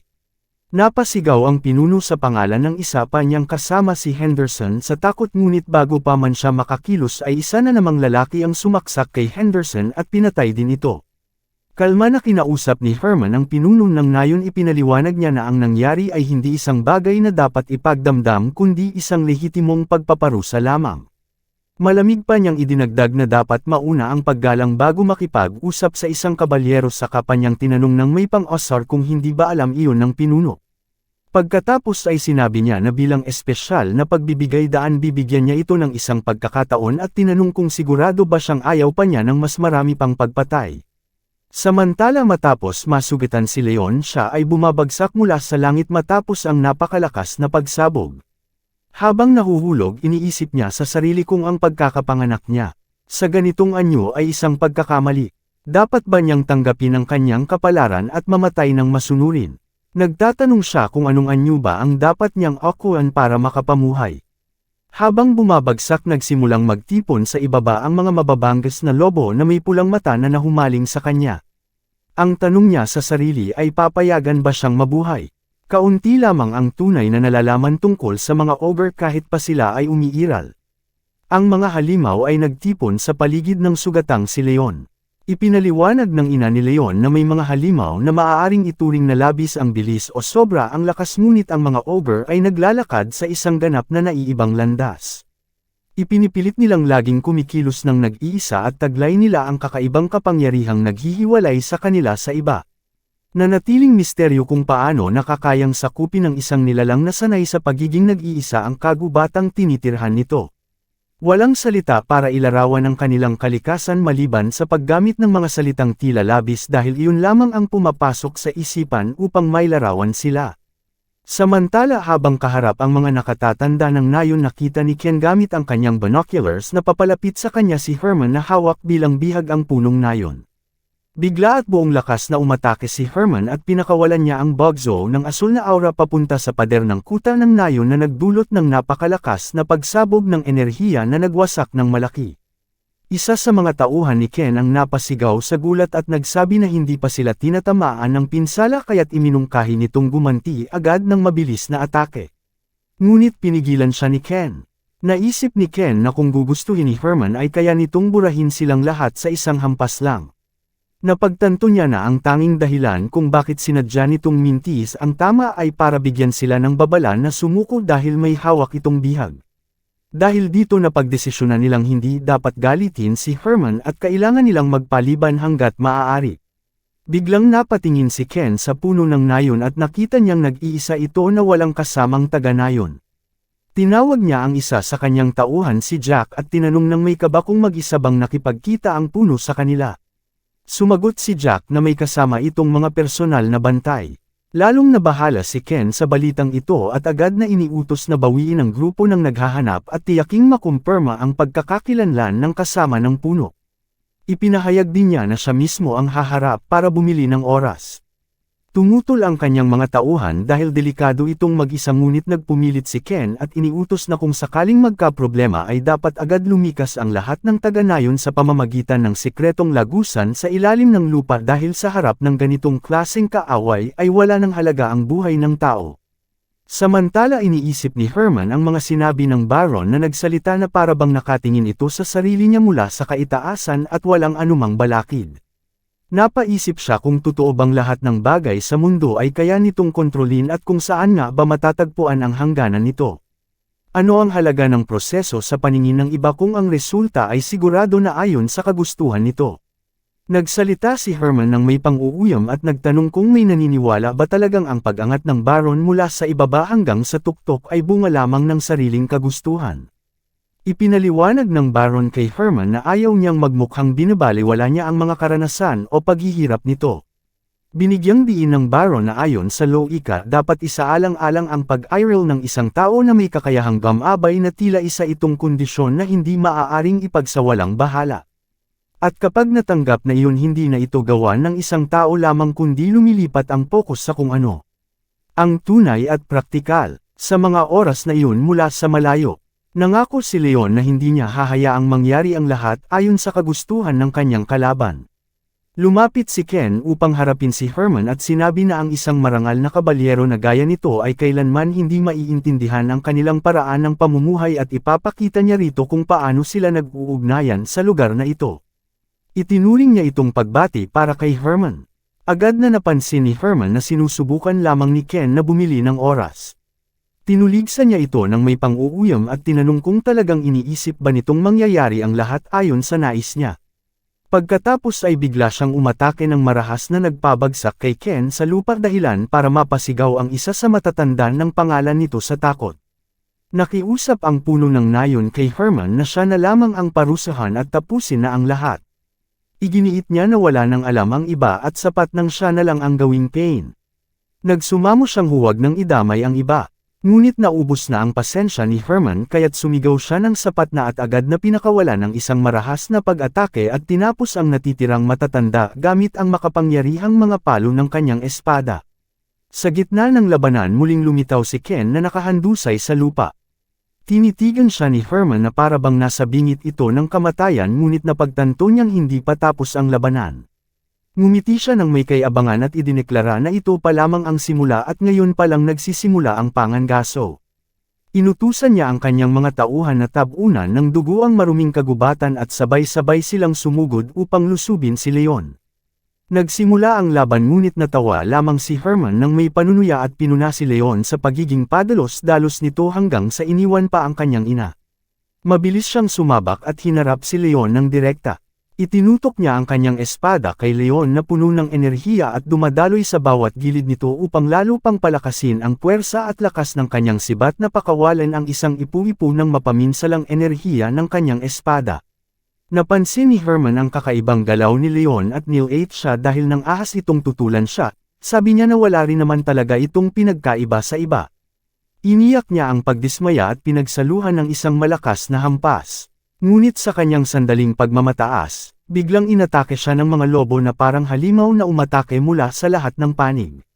Nagulat si Herman sa hindi inaasahang paglusob at labis siyang nasugatan. Ang kasama niya ay umuubo ng maraming dugo dahil sa malalalim na sugat at lalong lumala ang kalagayan niya sa bawat hininga. Nang isi siya sa pagkabigo at inamin na napabayan niya ang pagbabantay sandali lang. Nilamon ng alikabok at singaw ang paligid kaya nabawasan ang kanyang paningin. Napansin niya na ang singaw na umaakyat mula sa mga sugat ng mga hayop ay hinaluan ng isang uri ng gamot o lason kaya napagtanto niyang lahat ng ito ay isang maingat na nakahandang bitag sa pangangaso. Sa gitna ng usok sumulpat ang isang dambuhalang nilalang na may kumikislap na pulang mga mata. Ito ay isang scavenger at sa sandaling iyon lumitaw naman si Leon sa likod ni Herman upang ipagpatuloy ang labanan. Nagpatuloy ang sagupaan habang galit na inisip ng kasama ni Herman na pareho lang ang taktikang ginamit ni Leon sa gubat para iligaw sila. Nagtaka siya kung dinala lang siya ni Leon hanggang rito para guluhin muli. Hindi nagtagal ang kanyang pagtutol. Sumugod si Leon kasama ang mga scavenger at tinamo nila ang lalaking iyon ng mga malubhang sugat. Hinawakan ni Leon ang lalaki at pinabagsak sa lupa ng malakas. Humiga ang lalaki na duguan at nagtanong kay Leon nang may pighati kung bakit niya ginawa iyon. Dagdag pa niya na kung balak lang palayain siyang kalahating patay, mas mainam sana kung pinatay na lang niya sa unang pagkakataon. Parang tumugon si Leon sa pamamagitan ng isang malakas na ungol kaya napagtanto ng lalaki na iyon na patunay na gusto ni Leon ipakita pa ang higit na lakas niya. Sa kanyang huling sandali naisip niyang hindi si Leon katulad ng iba pang mga halimaw na nakalaban niya. Iba ito mula sa pinakaugat. Sa oras na iyon biglang sumingit si Herman sa labanan at nagpakawala ng malawak na atake. Tinamaan pati ang kasamahan niyang hawak ni Leon bago niya mismo hinarap si Leon sa mabangis na sagupaan. Mabilis na sumugod si Leon kay Herman ngunit nagawa siyang pabagsakin ni Herman at tumindig sa ibabaw niya habang nilalay siya. Tinawag niya si Leon na isang hybrid na halimaw at tinanong kung alam ba nito ang tunay na kahulugan ng pagiging isang kabalyero. Nangako si Herman na siya mismo ang magtuturo ng masakit na aral kay Leon sa pantay na antas. Samantala sa loob ng bahay kausap ni Tilak si Leonia. Naisip ni Tilak na ang halimaw na iyon na umiyak pa lang sa alaala ng kanyang ina ay tumakas ng hindi lumilingon. Napagpasyahan niya na tiyak na iyon ay utos o pakiusap ng kanyang asawa na sumunod si Leon. Inisip niyang natatakot itong Maiwan na mag-isa kasama niya. Ngunit sagot ni Leonia na likas lang sa isang ina ang mag-alala para sa anak. Tinanong niya si Tilak kung ano ang dapat niyang gawin para maibsan ang galit nito laban sa kanyang anak. Kinutya siya ni Tilak at tinawag siyang kaawa-awa. Ipinaalala pa nito na minsan siyang naging marangal na anak ng isang dakilang kaharian na nabuhay sa marangyang pamumuhay. Pinagtataka niya kung paano siya bumagsak sa ganitong antas. Sinabi niya na maikli lang ang oras kaya hindi na siya magpapaliwanag ng detalyado. Pagkatapos ay inihayag niyang ang kanyang galit ay hindi lang dahil sa anak niyang halimaw kundi dahil sa kanyang pagmamataas na hindi niya isinuko kahit sa ganitong sitwasyon at sa paraan ng pagtingin niya kay Tilak na puno ng paglibak na para bang isa lang itong nakakainis na damo. Idineklara ni Tilak na hinding-hindi siya magkakaroon ng kapanatagan hanggat hindi niya lubusang dinudurog ang pagmamataas ni Leonia. At sa sandaling iyon biglang sumiklab ang isang mahiwagang liwanag na kulay berde. Mula sa likuran ng ina ni Leon ay lumitaw ang isang mandirigma na walang babalang umatake kay Tilak kaya't hindi ito nakaiwas. Napasigaw si Herman sa pagkagulat, nagtatanong kung ano ang nangyari at tinawag siya sa tunay niyang pangalan na Benslot. Sa labas, patuloy ang mabangis na laban ni Leon at Herman. Nagbabanggaan sila na parang kidlat na may kasamang kumikislap na asol na enerhiya. Nagtanong si Herman kung hanggang kailan tatakbo si Leon nang walang tigil. Ngunit buong lakas na sumugod si Leon, gamit ang kanyang balikat na parang sandatang pandurog, at biglang bumangga kay Herman. Naiblock man ni Herman ang pagsalakay gamit ang kanyang espada, napakalakas ng impact kaya napaatras siya at kinayod ang lupa ng kanyang mga paa. Naisip ni Herman na ang tunggalian ng pangangaso at pani nila ay walang katapusan hanggat walang isa sa kanila ang magtatapos sa laban. Napansin ni Herman ang kakaibang lakas na lumalabas mula kay Leon, isang uri ng kapangyarihang hindi pa niya nakita kailanman. Nilate niya sa sarili ang ideya na ang isang hamak na hybrid na tulad ni Leon ay posibleng maging hari ng kagubatan sa napakaikling panahon. Patuloy niyang kinutya si Leon, sinasabing katawa-tawa ang ipinapakita nito at kung iyon lang ba ang kaya niya. Biglang lumitaw ang isang dambuhalang halimaw sa likuran ni Herman at tinangka siyang salakayin. Ngunit nahuli ni Herman ang kilos nito sa huling sandali kaya mabilis siyang lumingon at nakaiwas. Sa isang malakas na atake, nataga niya at naputol ang kamay ng halimaw. Hindi na niya ito binigyan ng pagkakataong makabawi. Mabilis siyang sumugod at ginamit ang isa sa kanyang kasanayan sa pakikipaglaban. Sa bawat hampas ng kanyang espada ay lalo lamang humihina ang paghinga ng halimaw hanggang sa tuluyang binigay ng katawan nito. Sa huli ay ibinagsak ni Herman ang isang matinding hiwa na tumadtad sa halimaw hanggang sa nagkalat ang mga pira-piraso nitong laman sa lupa. Humihingal si Herman habang pilit niyang inaabot ang kanyang hininga. Habang ang patak ng dugo ng halimaw ay bumabagsak sa kanya mula sa itaas na parang maitim na ulan. Napatanong si Leon sa gulat kung paano naging isang kabalyero si Herman. Ngumiti ito ng mapang-asar at sumagot ng tanong pabalik, na parang inaalam kung ano ba talaga ang unang iniisip ni Leon tungkol sa kanya. Sabi ni Leon na, dapat lang iyon sa isang kabalyero, dahil malayong malayo siya sa mga karaniwang sundalo. Nakaiwas si Herman sa patibong na inihanda niya para dito, ngunit kahit ganoon ay napuno ito ng galit. Tinawag si Leon na walang kwentang kalahating lahi, at nangakong pagbabayaran siya, dahil naglakas loob itong sumagot sa kanya. Kinutya naman siya ni Leon at sinabing bilang isang kabalyero, hindi man lang nito matamaan ang kanyang mga kahinaan, na isa lang naman siyang tao-tauhan ng Travinia. Galit na galit si Herman at sinabing nakakalimot na siya sa kanyang lugar. Inilunsad ni Herman ang kanyang espada kay Leon, na punong-puno ng umaatungal na lakas mula sa loob, na nagpasugod sa talim na parang kidlat ang bilis. Walang pagkakataon si Leon na makailag, kaya tinanggap niya ang sibat ng espada gamit ang kanyang balikat, isang desperadong tangka para hadlangan ang pag-atake. Sinabi ni Herman na siya mismo ang magtuturo dito, kung ano ang kahulugan yun, ngunit nakailag si Leon. At biglang lumitaw ang isa sa mga lobo at kinagat ang kamay ni Herman. Sinamantala ni Leon ang pagkakataon, at nagbigay ng isang malakas na hampas na nagpabagsak kay Herman pal-iPad. Pagkatapos ng labanan, nakatayo ang pinuno ng nayon sa gitna ng pagkawasak. Hawak ang isa sa kanyang nasawing kasamahan, at nakatingin sa paligid sa katahimikan at matinding dalamhati. Hinawakan ni Leon si Herman na talunan sa leeg. Naalala ni Herman ang kanyang galit, nang tawagin niya si Leon na basura ng Travinia at alipin ng mga urok. At ipinakita ang kanyang pagkasuklam, na mga kagaya nito ang siyang nagdala sa mga kabalyero ng kontinente sa ganitong abang kalagayan. Sumagot si Leon, na ano ba ang silbi ng mga pagbabanta na iyon, at iginiit niya, na nalampasan na niya ang kahulugan ng salitang kabalyero, at kaya niyang gawin iyon ng paulit-ulit. Naisip ni Herman na ang pagkahilig ni Leon sa titulong iyon ay nangangahulugang siya mismo ay mula rin sa Travinia, ngunit sagot ni Leon na hindi niya ginusto na umabot ang mga bagay sa ganitong punto. Sumigaw si Herman sa galit tungkol sa lahat ng paghihirap na kanyang tiniis para lamang marating ang kanyang katayuan, at sa kanya ibinigay ang isang suntok na tuluyang nagtapos sa kanya. Mag-isa lang na nakatayo si Leon sa gitna ng pagkawasak matapos niyang mapatay si Herman. Lumabas si Leonia mula sa kanyang bahay nang matapos ang labanan. Hinahanap niya si Leon, at bigla itong lumitaw mula sa likod ng bahay. Kagagaling lang niya sa pakikipaglaban. Kahit pa sinabi na nito na dapat siyang tumakas. Ipinagtanggol ni Leon ang kanyang ginawa, dahil hindi raw siya pwedeng umalis, sapagkat balak ng mga kaaway na gamitin ang mga taga-nayon. Bilang pain, sinisi siya ni Leonia, ipinaalala na maaari siyang namatay, at tinanong kung handa ba siyang isakripisyo ang kanyang buhay, para sa isang nayon na itinakwil na siya noon. Iginiit ni Leon na mabubuti silang tao, na tumanggap at nagkubli sa kanila. Mahina lang at natatakot, ngunit binalaan siya ni Leonia, na hindi yun sapat na dahilan para mamatay para sa kanila. At dahil sa nangyari, tiyak na iiwanan na naman siya ng mga ito. Na labis na ikinagulat ni Leon. Napagtanto ni Leon na hindi malayong mangyari iyon. At maaaring tama ang sinasabi ni Leonia. At kailangan niyang sundin ang payo nito, upang maprotektahan ang sarili sa mundong ito. Tinanong niya si Leonia kung kamusta na ito at kung ano ang nangyari kay Tilok. Sabi ni Leonia na umalis lang daw si Tilok, at hindi na bumalik. Matapos ang gabi, napansin ni Leonia ang kanyang labis na pagod.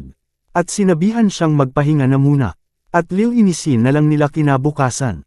Sumang-ayon si Leon at sinabi, na paghahandaan din niya ng lugar na mapapahingahan si Leonia, ngunit natigilan siya at nagsabi ng totoo. Nakipaglaban siya, dahil iniisip niyang iyon lang ang tanging paraan, para manatili siyang mabuhay kasama niya, at nakiusap na huwag na siyang utusan kailanman na tumakas muli. Kinagabihan nakaupo si Leonia habang pinagmamasdan ang natutulog na si Leon. Nakatingin sa kumikislap na berdeng palawit sa kanyang leeg. Samantala nagtipon ang mga taga-nayon sa malaking apoy sa gitna ng nayon. At sa bulwagan ng nayon nag-iisa ang pinuno na balisa.